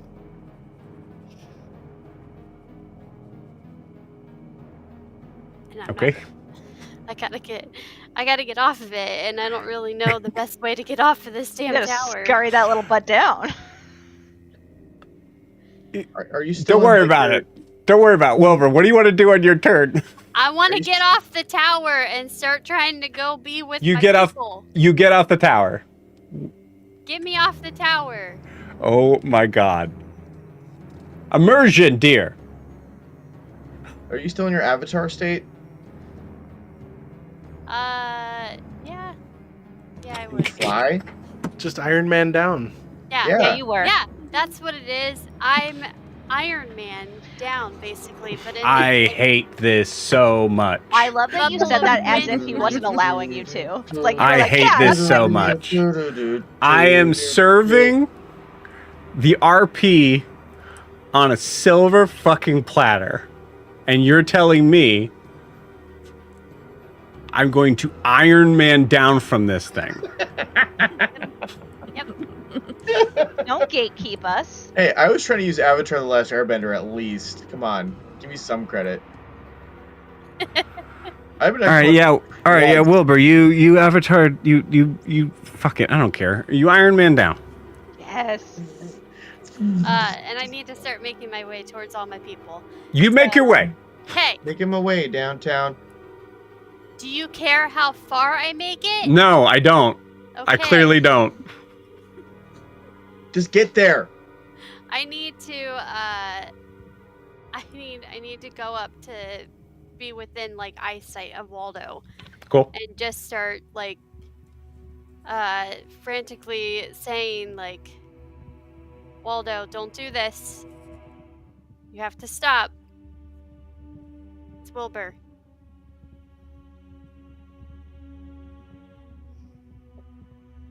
Hey, buddy. Hey, brother. Sun's getting real low, big guy. How Aw. tall are werewolves?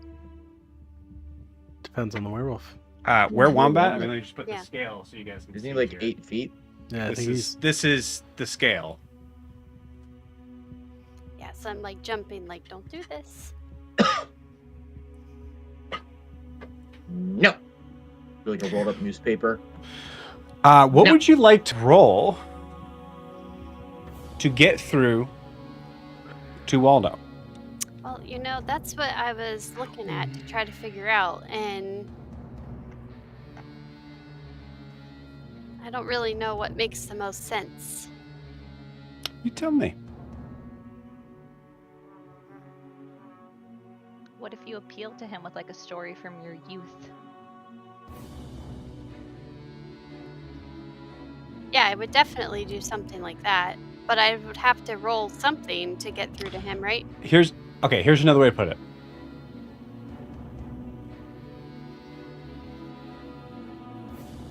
You are trying to contact a part of Waldo that is strangely still beast, still animal in a way. However much Wilbur considers himself to be an animal. How much does Wilbur consider himself to be an animal?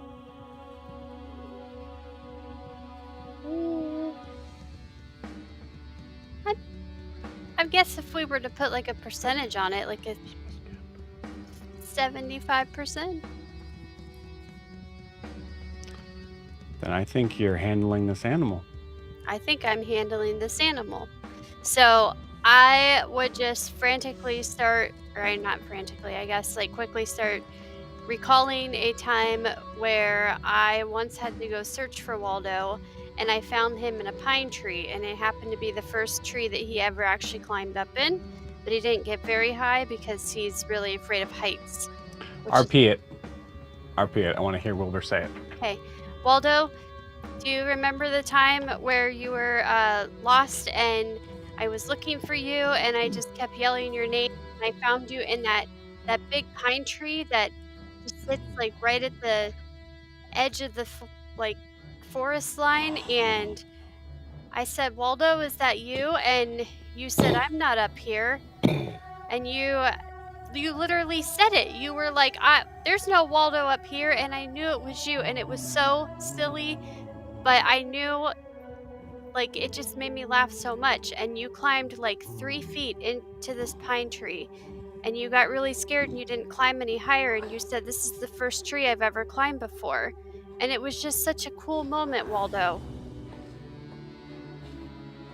And I didn't even climb in the tree because I was too scared to climb in the tree. You're a lot braver than I am.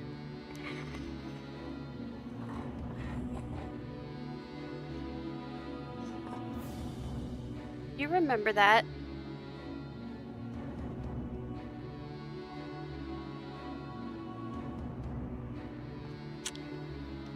Roll my animal handling. With advantage, as you were recalling a specific story. 23. Yes. 23.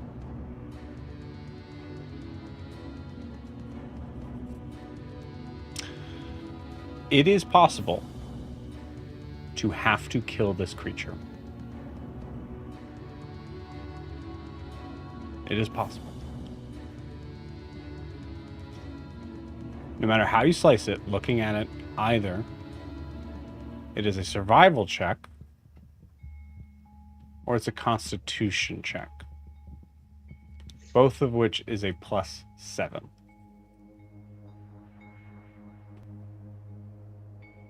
So, if I roll 14 or higher, is that the math? Is that right? You have to beat No. a 23. To beat it, it has to match or beat a 23. 16. 16. Yeah, 16. So 16 or higher. Waldo's no longer there. Not enough for you to reach out to.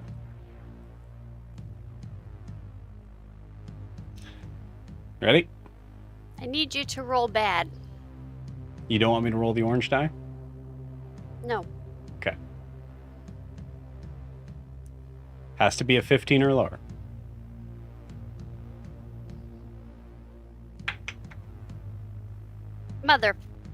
Motherfuck. You would roll a 16.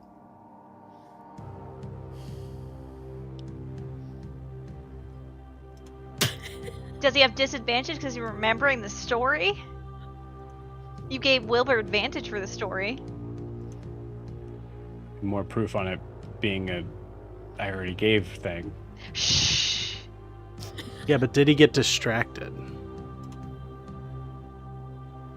Does he have to poop? He is a wombat.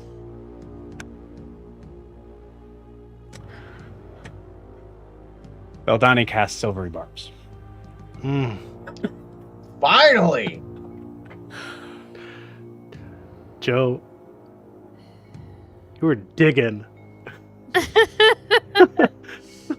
This is it. This is it. After all this, you guys are still going to have to fight this thing. Fuck. Here we go. That's a 12. So,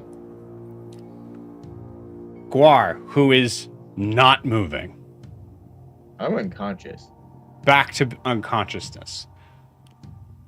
Wilbur, you are facing this titanic creature from what he once was.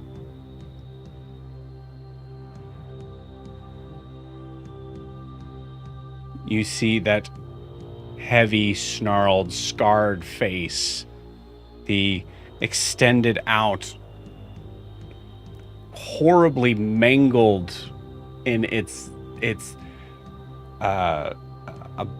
abomination of the extended hand that is now just so much bigger than the other.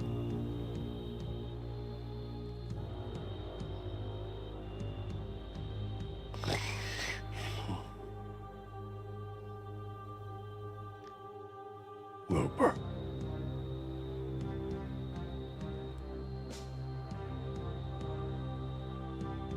Is that you?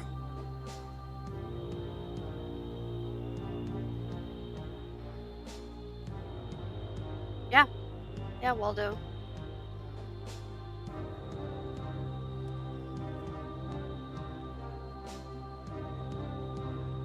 I'm sorry.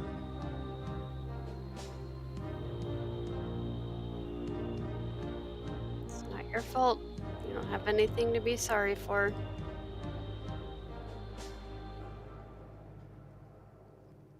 I climbed the wrong tree.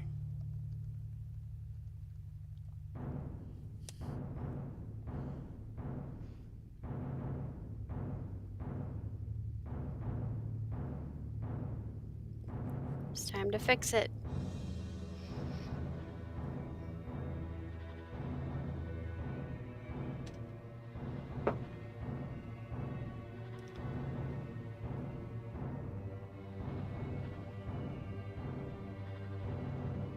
You see him shake his head as he's about to say something in protest. And there is a heavy, loud screech behind you. As you see Waldo just run, Wilbur, run, and you see Waldo jump from that distance. The entire roof starts to kind of crack and cave under the weight as it pushes itself to leap high into the air and clamp down on the dire bat. They both land onto the roof. That's a 4. And roll off it.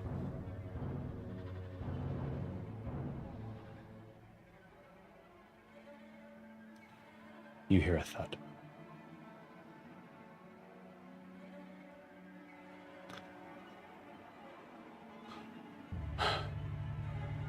Guar, roll me a death saving throw.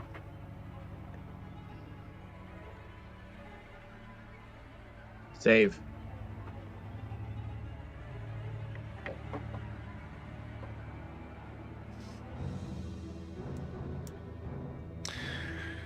In this moment, you hear Veldani. Okay, time to go, right? Time to just take care of those spiders. We should go, right?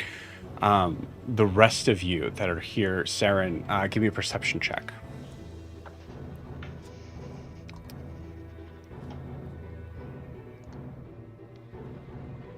26. Day 26, you see the mangled bodies of all of the werewolves and were-rats that you had killed start to move.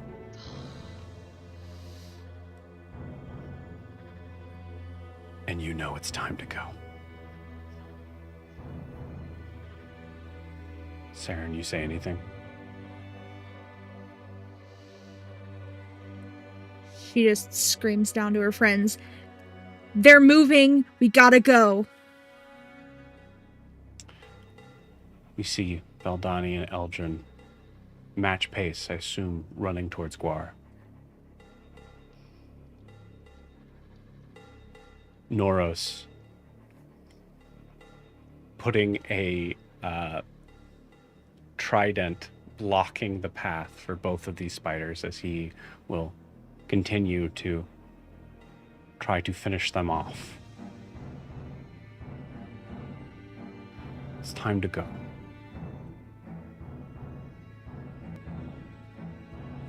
But you're not all here.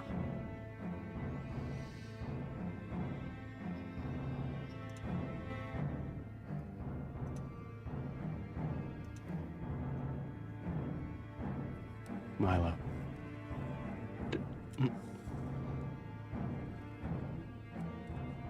You have a choice. 3 more steps to see the cause of all of this, or a possible chance to get away.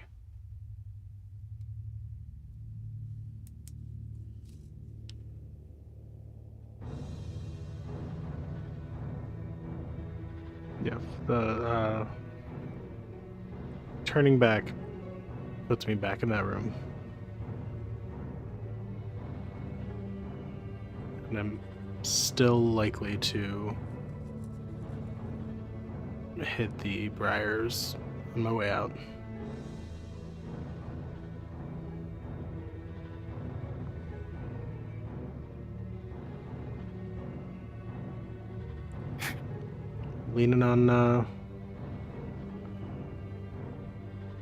Leaning on Willin there. You know, bud, sometimes the only way out's through.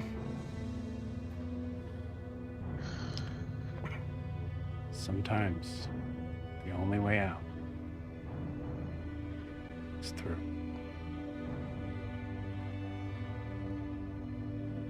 We see a large, bloodied werewolf foot move up to the next step. And with that, we're going to end tonight's session. Oh, damn it. I'm gonna throw up. We'll see you all next week. Yeah.